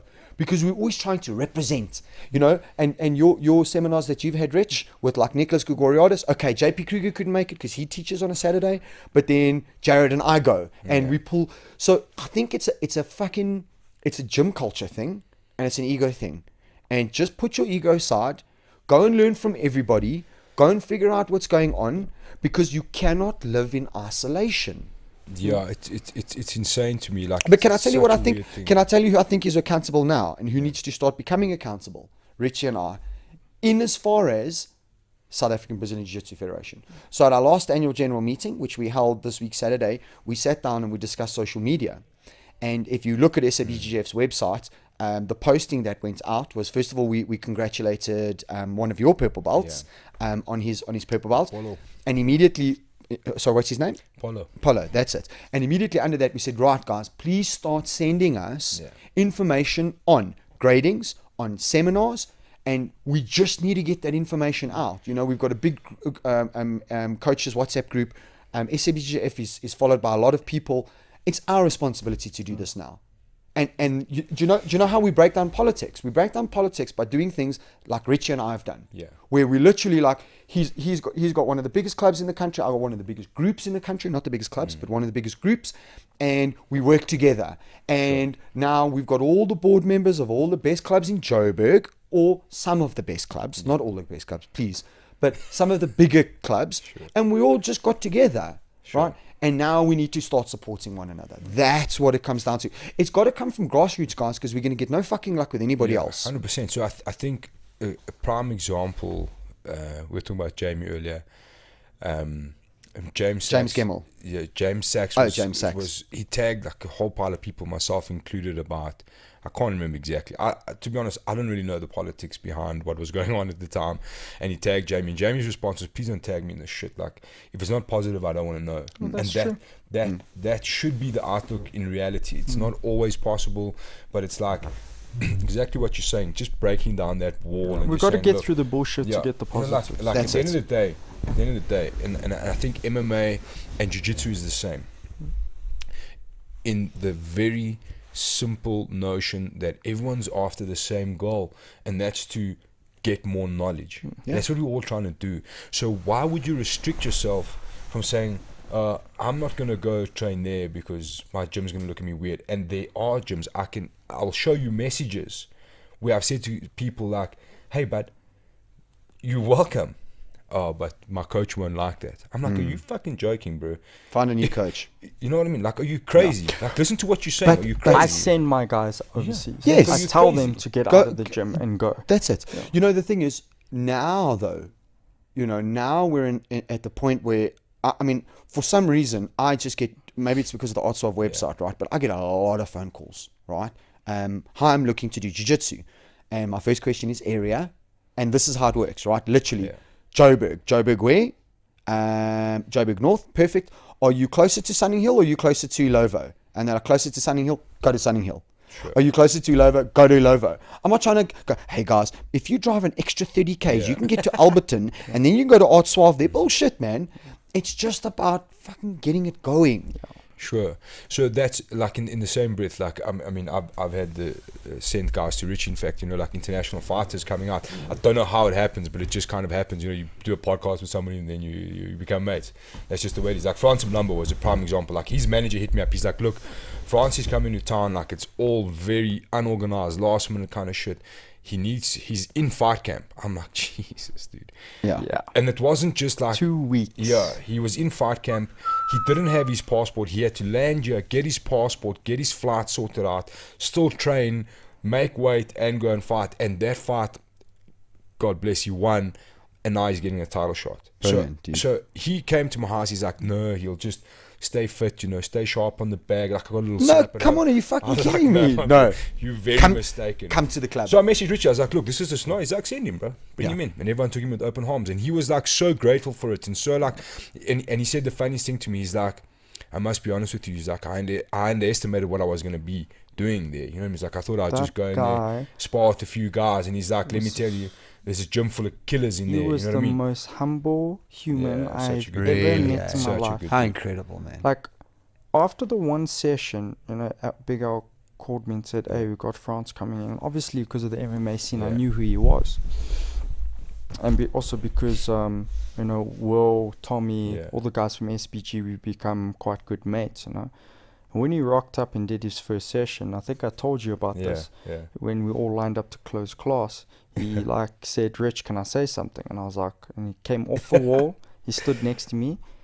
He didn't have to do this at all. But that's the type of person he is. He was like, well, I want to apologize. And I was like, what the hell is this guy on about? Yeah. Like, I want to apologize to you guys because I thought I was going to come here because I'm from a massive, well-known gym. Yeah. And I don't know who you guys are. So I thought I was going to come here and just basically take over. Yeah. And he's like, I got a big wake-up call and I got a hiding on my life. And I want to apologize for being so egotistical. Wow. And I was bearing in mind, this is Conor McGregor's long-time boxing sparring partner. He's no Mickey Mouse. You know what I mean? Like he's been on a long time. Brave bantamweight title. He's an IMAF. He's got like 30 plus amateur fights. Again, another guy full of amateur fights. And this guy didn't have to say anything. And he was here for 2 weeks. He got really close to myself, JP and BK and Boyd. And I ended up staying at JP's house. In fact, JP's really, and he I understood how his head coach John Cannavale wanted him to do things. Yeah. We stuck to that. Yeah. I didn't get involved as a coach. Yeah, as a coach. You were a facilitator. Yeah, facilitated. Sure. Yeah. And when we went over to Jordan, unfortunately his head coach John couldn't make it, and France said, "Hey, can you corner me?" I said, "Cool." I already knew what he was supposed to do, his game plan. And he knocked the guy out within under a minute. That guy is a one-of-a-kind human. That is what it's supposed to be about. Yes, I agree. I agree. Now, this is where I get, and that's why I just keep quiet and just do my thing now. Coach Quan, I just do my thing. I don't really care. That is an international superstar that now says stuff like that and asks for help because he can see that there's quality, even to a point where he even told me he would love to come back and do a full camp at with me. Wow. And that goes with other guys for internationally. Yeah. Yet locally, guys just want to slander, emotional criticism, emotional criticism. And that's why now I'm just like, I'm over local anything, and I'll do my thing. And if internationals want my help, guess what? I'm just going to help international people now because they appreciate it. They appreciate it. Yeah, I get it. On the MMA side, I can't really comment on that for you guys, but I can say that on the Jiu-Jitsu side, we're doing the Coach Quan thing, and that's not Richie and I. Please, this group that we have has done a lot for breaking down barriers. And when I say group, I mean Big time. it's this generation. Let's call it this generation of black and brown belts has done a lot to break down this political divide and all the bullshit. I mean, really, I truly believe that, Rich. 100%. You know? No, I mean, And now the only thing we need to do is we need to, when the federation is in a position to, from a financial point of view, we need to start doing inclusive of Durban, and we need to get involved with the guys in Cape Town, and because there's always going to be the geographic challenges sure. there. I think geographically and political, there's always going to be pushback. But I think good work will always speak for itself. And That's it. That's the reality of the situation. That's what we do, bro. You know, we don't take any money. We don't. and I wanted to ask Al, what's up with the new logo change? Yes, it's exactly where I was going. So, like I spoke about the podcast earlier, 100% transparent. My initial outset was to kind of like dive into the minds, you know, of kind of like what you're doing in a way. And the reality is you'll always find out some things you're good at and others you aren't, you know. So the podcast became very much... Gents, don't forget, eh? I'm good, thanks. Became very much more delivering news and like more relative to what's happening in the MMA scene right now, as opposed to really diving into like history and that sort of stuff. So I also noticed at the same time that the MMA media is like almost like non-existent in a way. There's a couple of guys, I mean, it's been on my mind for a while to change the way I deliver the system, basically very much similar to the style that Ariel Helwani does it with the MMA Fighting Nation, and the way they deliver their content, something like that, you know. So that was the process, and it was kind of trying to figure out a way to envelop all of this stuff, you know, MMA news, along with the podcast that's still delivering the news.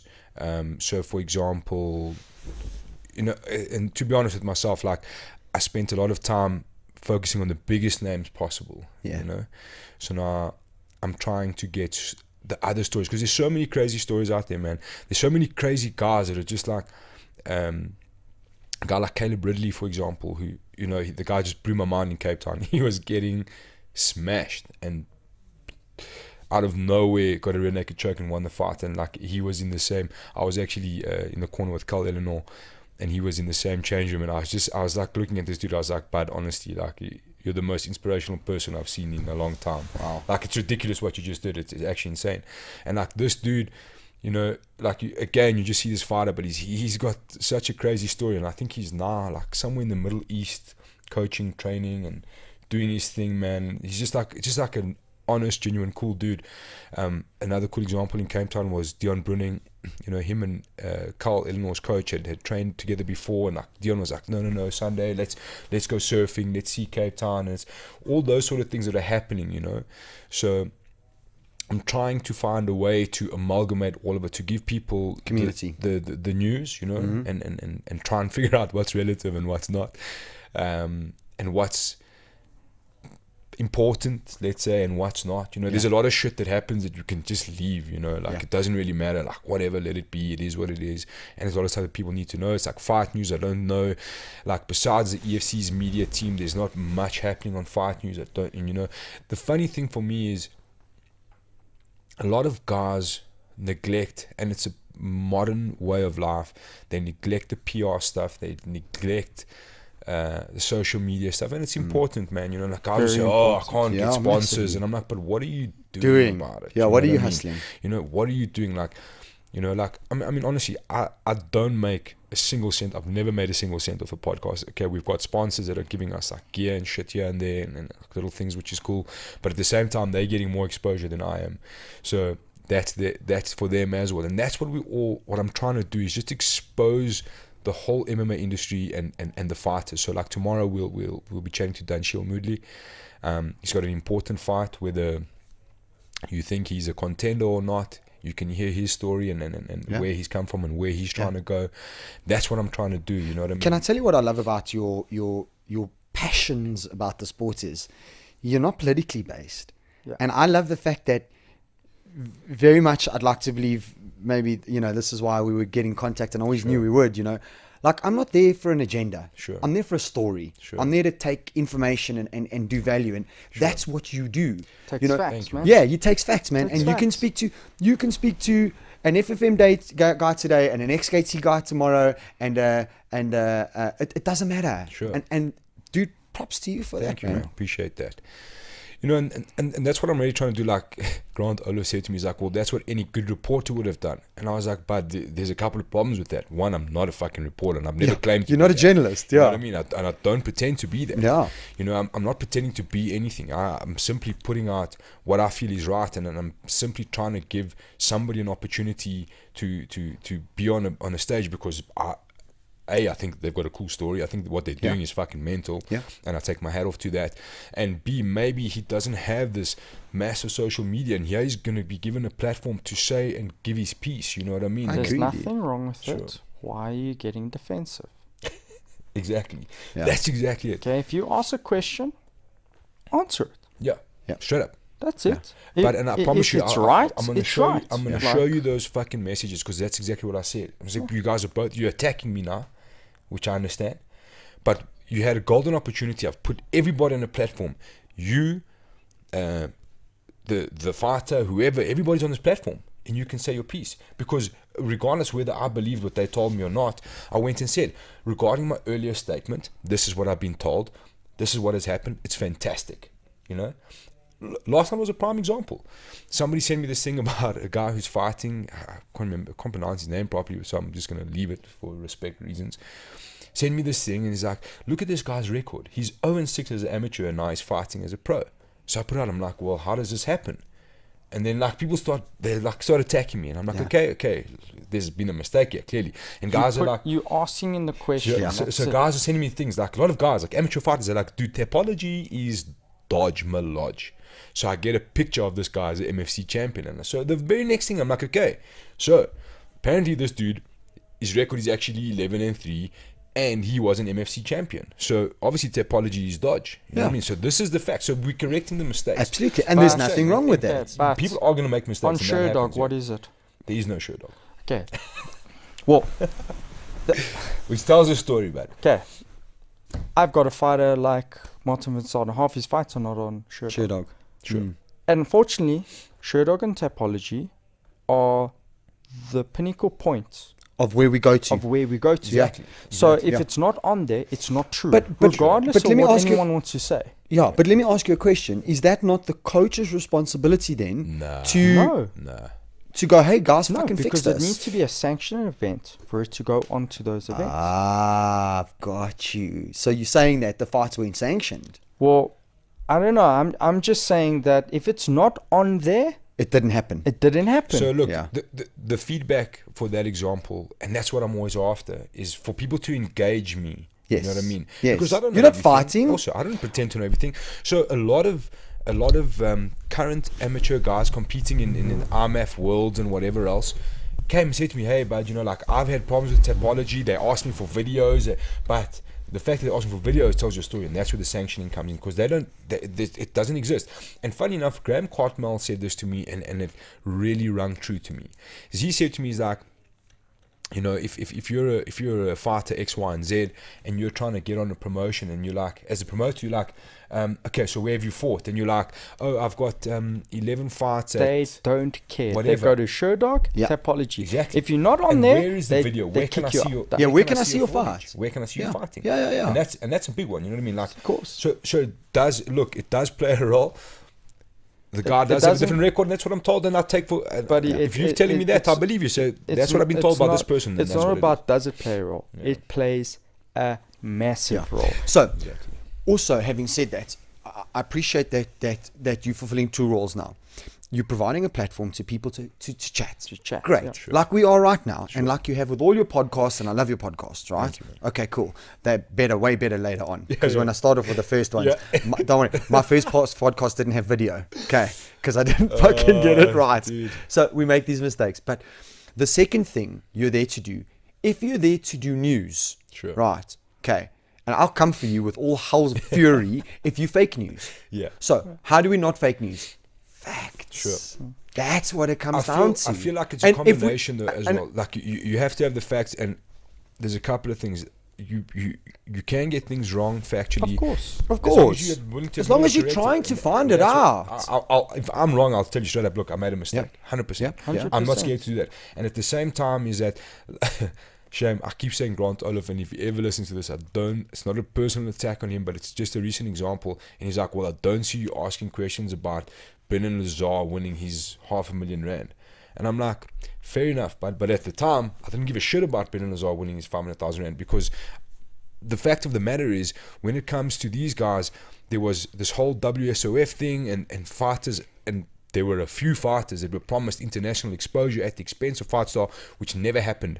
And I still questioned him on it, and I asked him, WSOF is failing. Where does this put you?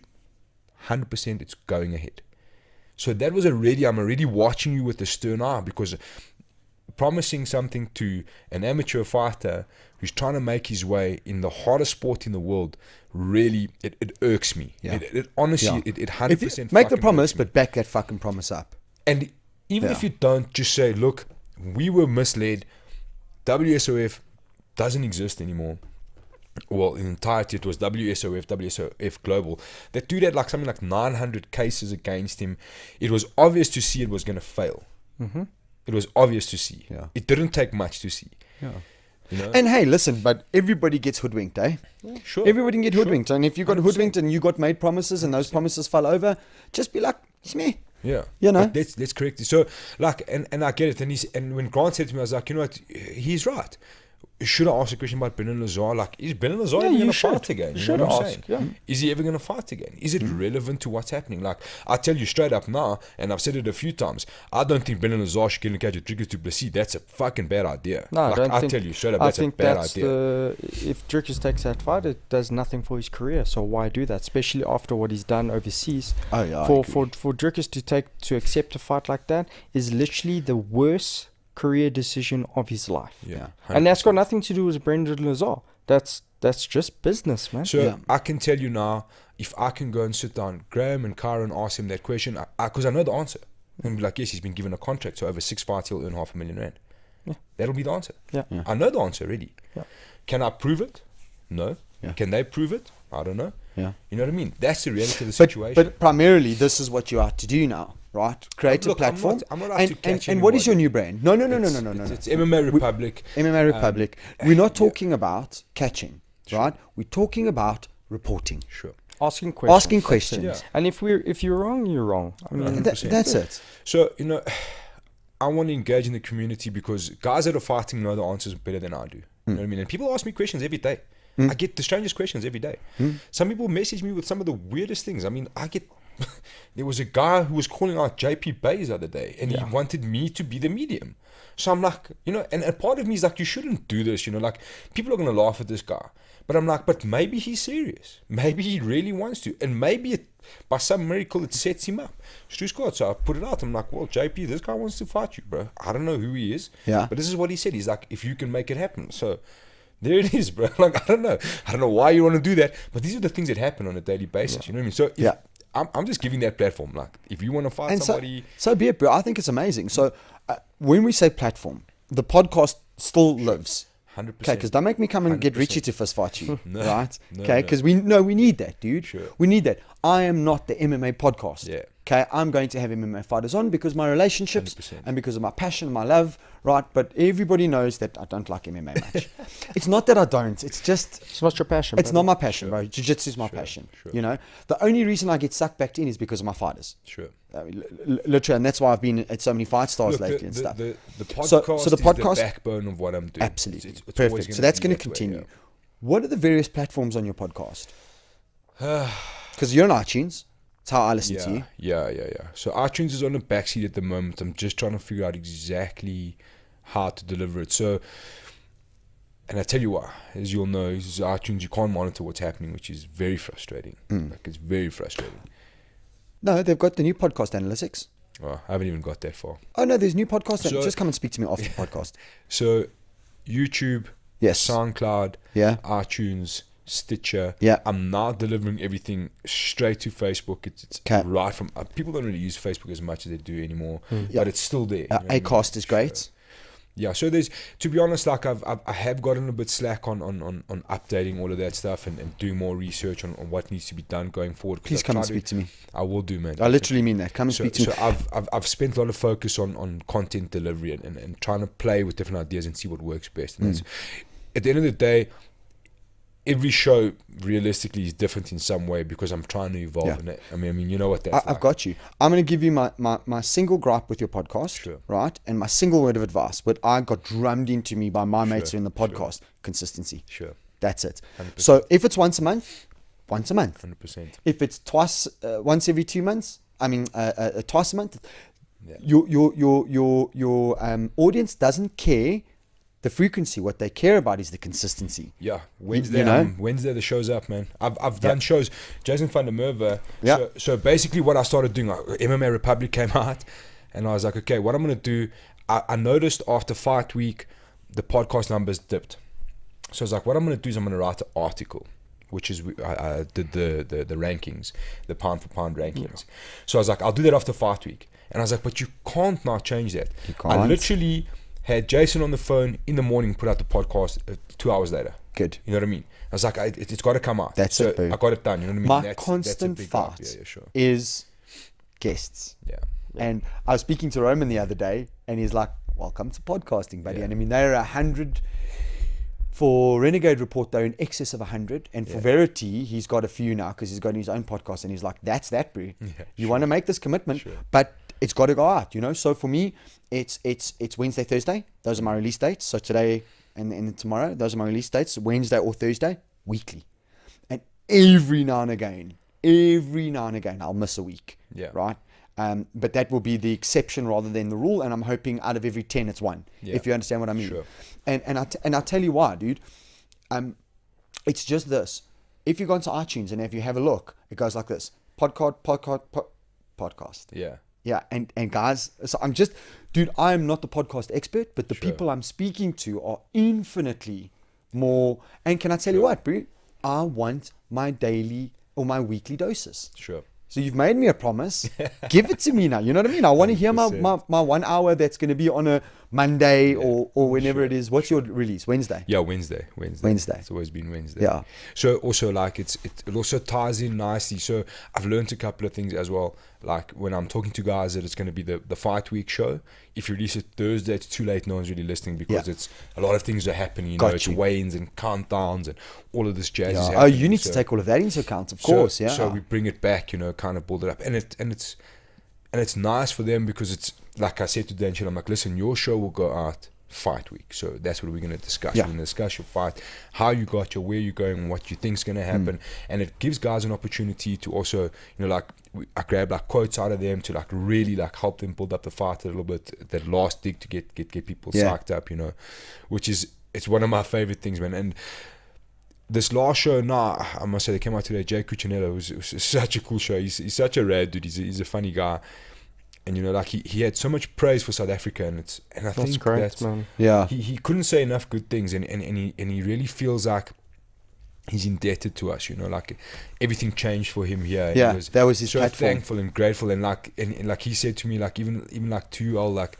thank you for the support and stuff like that, and those things make the biggest difference. You know what I mean? Like that's one. I don't even need to be thanked, but just to like know that somebody's appreciating what you're doing and gets what you're trying to do is a massive thing for me. And another thing I wanted to say about the MMA community, take a guy like Richie Quan, for example. You know, he got a message on Facebook or whatever it was from some dude he's never met. You know, hey, you know, would you come on my show? Sure, buddy. Bam. You tell me when. You know what I mean? And that in itself is the major difference. I always say to people, I'm like, you love rugby. Can you pick up your phone and message Dwayne Vermeulen and say, hey buddy, come on. Chat. No, bro, the MMA community. Look, I mean, Don and I have spoke because I want to have Don on. Obviously, he was going to go on just before he went through to the UFC, and he's injured now. Am I he's injured. Correct? So we'll put that out. But there's and Richie and I are busy arranging the podcast with Trickers, right? Yeah, with Trickers. And the guys are incredible, dude. Drickus is a good one to have, man. He likes to talk. Yeah. Don as well. Like Don's another example. Like, you know, I actually did a podcast with Don while he was in the States, and he obviously said some stuff that we couldn't release. So at the time, he was like, "Look, I don't know if I can release." I'm like, "Bro, don't. If it's gonna affect you, I'll delete the podcast. We move on." You know what I mean? He's like, "Cool, 100%." When he got you, he messaged me. He's like, "Let's do the podcast now." Came to my house. I mean, he drove far from where he stays to come to my house to do the podcast. You know what I mean? And like, and this is what I try to say to people. I'm like, "Oh, it's just Don Madge." I'm like, "But you, if it was fucking Ross Pearson from the UFC, you guys would be doing backflips about." And he's going to the UFC. Exactly. You know he signed. You know what I'm saying? And that's a big thing for me, and that's a community. You know what I'm saying? And very much as much as we're trying to give a platform, most of the guys are approachable and really want to come and be on your stuff and give their piece. And I think that's awesome, man. And I take my hat off to all of those dudes, and I take my hat off to you.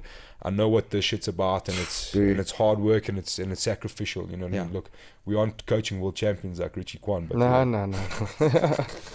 I'm just doing my thing now. Yeah, Richie just does his thing. No, but it is, but it's difficult, and I don't think anybody again will know when you're in, unless you're in this. But getting back to the reason I actually had Richie in and getting you in, bro, I think you're providing this country with a massive platform. I'm not that guy, bro. Okay, I'm not that guy. I'm going to get MMA fighters on because I love them. You know, I want to speak to Drickus. Sure. You know, because I think what he's done is incredible. I want to speak to Don. You know, I've obviously had Boyd on. Boyd's a childhood friend of mine. Sure. You know, and I've had my coach on because he's my coach. And I love chatting about these things. So I'm not out there trying to tell the MMA story. I'm out there trying to tell the people's story. Sure. Because that's what I'm about in my podcast, bro. And we need you, dude. 100%. Do you know what I mean? I always get dragged back into MMA, but you're a jiu-jitsu boy as well, man. We need that. And, you know, part and parcel of why I had you on is because, again, it's this jiu-jitsu collaboration thing. Yeah. Yes, you have a podcast. So do I. Cool. Let's talk. Yeah. You know, and our interests are podcasting and jiu-jitsu and in MMA. I want you guys to understand things. I love MMA. I'm just not interested in being involved in MMA, right? Sure. But then my students get involved in MMA, and then I get dragged back in, you know, because I don't want to be involved in MMA. I've had this love-hate relationship with MMA from the word get-go. I've had this love-hate relationship with MMA. You know, I love it. I am that guy that watched UFC 1 and UFC 2, and my favorite fighters are BJ Penn. Yeah. My favorite fighter of all times, BJ Penn. That's when I started watching it. You know, I love it. And now my favorite thing, of course, is EBR. Yeah. You know, because now I get to see UFC, but for jiu-jitsu. You know what I mean? And I love what you're doing, man. And don't change that. No, so you, man. this MMA Republic, right? Yeah. Cool name, by the way. Thank you. Like, really cool name. How are you going to deliver content? Where are you going to deliver content? How can guys get in touch with you? So what's happening now is we're busy building a new website. Obviously, it's quite tricky to restart everything from the beginning. So the Big L podcast website will carry on going as normal. We're going to start delivering the podcast from that website to the Facebook page, and then the MMA Republic will be more the news related stuff from that website, and the Big L will be the same social media. So it's basically going to be two websites delivering separate content of the same thing to one social media platform. And that's the way. So I tell you why the thinking came about was the Big L podcast, if you look at it, was doing podcasts and delivering MMA news, which didn't seem fitting to me. You know what I mean? So when I started the Big L podcast was to keep it the Big L podcast and not something MMA podcast to kind of keep that spectrum broad. I mean, I did a podcast with Lucky Duplessis because at the time I thought that's where I was going to venture, like guys with cool stories, you know what I mean? And I think Lucky's podcast had like 7 views and I was heartbroken because he's just an amazing guy. And he's got, dude, honestly, put that dude on your show. He has got the craziest story. The craziest story you've ever heard in your life. But I promise you, bring tissues because you're going to cry. You know, so that was where I thought I was going. So it organically evolved into what it is today, and I'm loving it, man. I enjoy it, you know what I mean? And I really love hearing from these guys. And so I started to see that the news I'm delivering a lot of news, so that was where it came from, was kind of try and amalgamate the two. So the podcast and the news, from separate sections going to the same place. So Brilliant, dude. like I did the pound for pound rankings. I'm busy working on a couple of more articles that'll be MMA Republic articles. Can I make a suggestion to you, dude? Sure. And I'm going to use JP Kruger as an example, Sure. because I can almost guarantee this is what's going to happen. Yeah. Phone JP Kruger, tell him what you're doing. Say to him, Japes, if you've got any news, send it to me. Yeah. Bro, I will guarantee you he'll send you news. Yeah. Okay. Then phone the next gym and the next gym Yeah. and the next gym and get their email addresses. Sure. Because these guys want the platform Yeah. that you're going to provide. Sure. Do you know what I mean? And I think it should be collaborative. Yeah, 100%. Because that's man. what we're in right now. 100%, man, and it's quite cool because at the moment I'm getting a lot of guys sending me stuff, which is awesome. Because Awesome. I do miss stuff. Yeah. You know what I mean? And Of like, course. you know, like I've been catching the car train to work here and there, so I've got like this 20 minutes or whatever it is to like thrash through shit. So the other day I was thinking, you know, there's like on the same day there's SFL and CFL and Fightstar, and I'm like, Yeah, what do you do? you know, where Yeah. where do you start? You know, like do you just share everything? And you know, that's what I want to do. You know, like I'm not gonna spend an hour a day trying to investigate what your promotion is Yeah. about, but I'll try and make people aware that it's happening. Yes. You know what I mean? And Yes. that's where I'm headed, and that's what I want to try Yeah. and do as best as I can to just Just make available what's yeah. happening. I mean, like now, IMF Worlds is the African Championships happening now on our doorstep next week. I haven't heard a single word about We it. haven't heard one Yeah, word man, it's about it. crazy. No, I haven't heard a single word about it, dude. So I was saying like I was thinking work shit. I'm gonna take fight off. I actually want to go check it out. I'm like, where is it? So I check on the poster. I'm like, doesn't say. Really? So, you know, like, how do I tell people where to go if it's not there? Yeah. You know what I mean? And like, Yeah, so who do I speak to? And like, it's figuring out all of these things. But as soon as the information comes out, I'll make it available. of course. But I mean, like, I'm here for releasing this stuff weeks in advance, and it's Yeah. not going anywhere.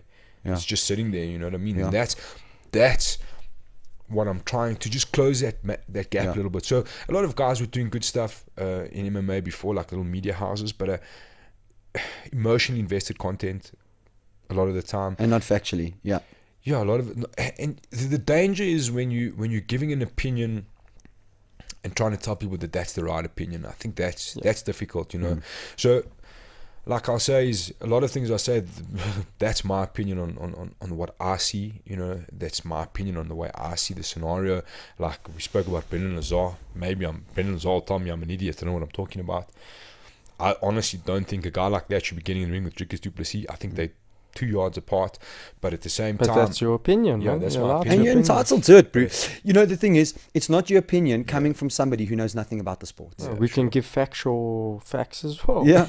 I Yeah. mean, you know. you know, like the thing is, like, it's hard because you are going to offend people along the line, especially when you give your opinion. Yeah.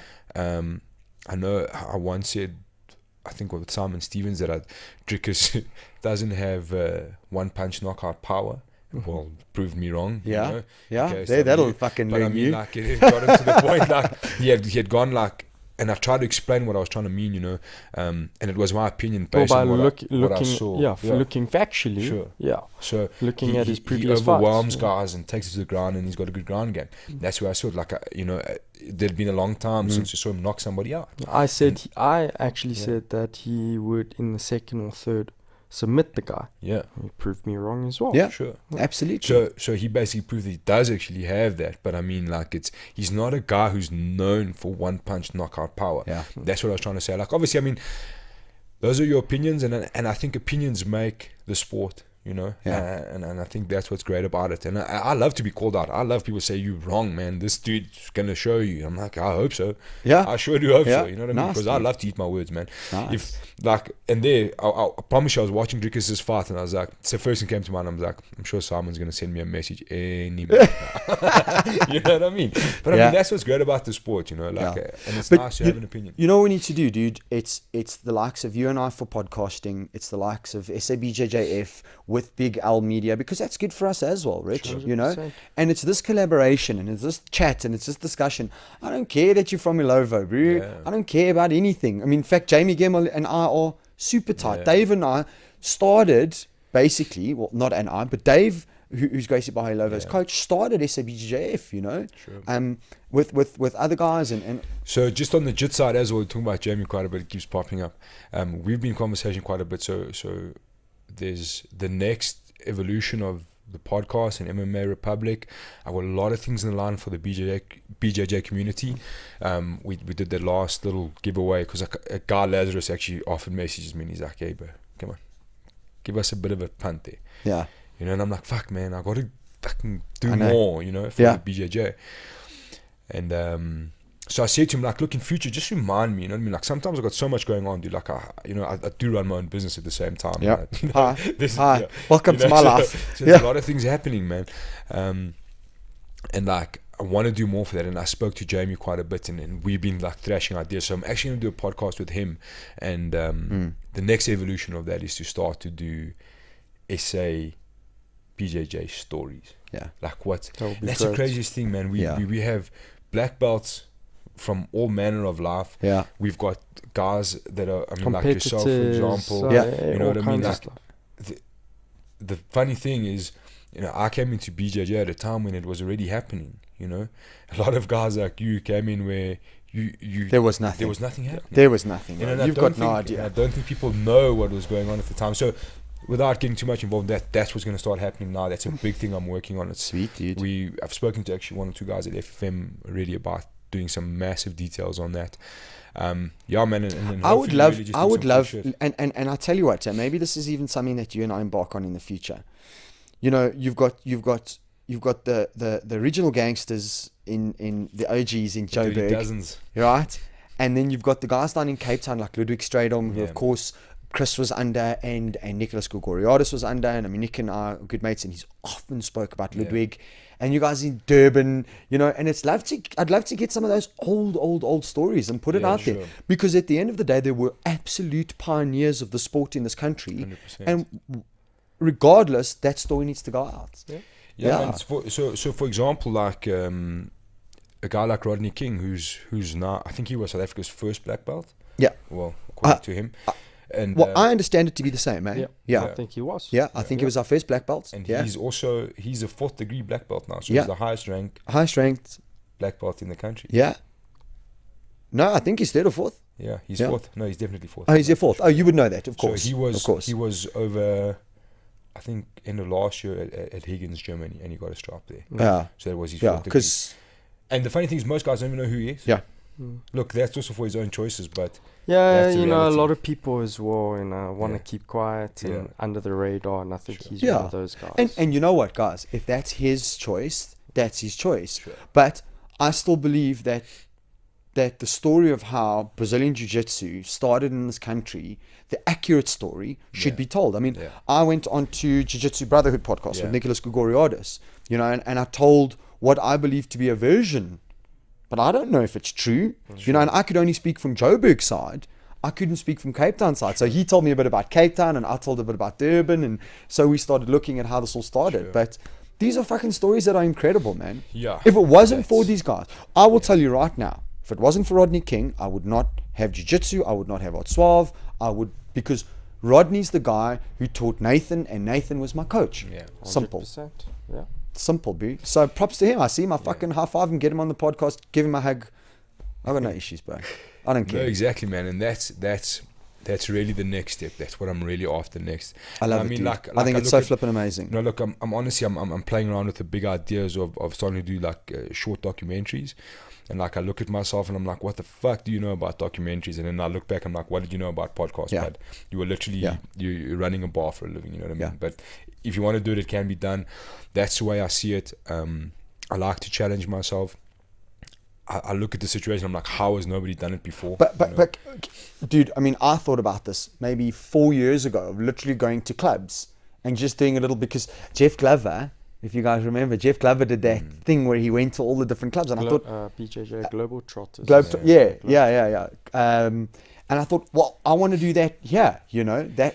100%, but I also feel like there's the BJJ community is always trying to find this way to find exposure for the community. And I think, honestly, my opinion on the matter is, if you're looking for a gym to start, it's a hard thing to do. Yeah. I mean, you guys can't remember what it was like. I can. It was not so long ago, you know. Like, to find a gym to go and train. One that, people have like requirements, logistic requirements, financial No, requirements. but of course. So to find the right place and so my thing is to kind of, this is Richie Quan, this is his gym, and this is his mentality on the situation. This is what he's about, and give you that opportunity and tell his story at the same time. Beautiful, you know what I mean? bro. That's what I'm really. Do you know what we're after trying to do in going for, SBJF is actually just get the belts. Yeah. I want to know all the black belts. Sure. I want to know all the brown belts. Yeah. And I mean, we want to do this just in SBJF because I think it's fucking important to know. 100%. Massively important to know. Definitely. Yeah. So that's where we're headed, hopefully. Nice, dude. Very Well, cool. listen to me. I wish you all the best. Thank you And I very much. offer you every single bit of support that South African Brazilian Jiu-Jitsu Federation can, because I can do that. We have the vice president sitting right here, Richie Quan, and I'm the president. So I'll offer you all the support I can because what I think you're doing is amazing. Thank you, Please keep going on the podcast. 100%. I absolutely love it. The reason I'm stopping, gentlemen, is because I know you've got a private session very soon. So basically, Richie's going to go and he's going to rape you. But the good rape. Sorry, Rich, about that. Anyway, guys. All right, guys. Thank you very much. Cool. Thank you, man. Cool, man. To all the guests, so long and thanks for all the fish. Cheers, guys. Hey guys, I hope you enjoyed that the podcast. It really was such a great chat for all the fight fans out there. I'm sure you really, really enjoyed it. As always, this episode of the podcast is brought to you by Jared Smith, who's of course my main equipment sponsor and the Thought Lab sound engineer. It's also brought to you by Tellytrack, where we had the podcast this week. And thank you very much to the Tellytrack guys for always looking after me. You can check them out at www.tellytrack.com. That's TELLYTRACK.com. And finally, and to close off with, we got some great news. The Thought Lab podcast in conjunction with Bishop IT, my main web developer Bryn, we're going to be at Comic-Con. So yeah, we got media passes and we've got approved for Comic-Con. So check us out there. Until next week, guys, thanks a lot. Ciao.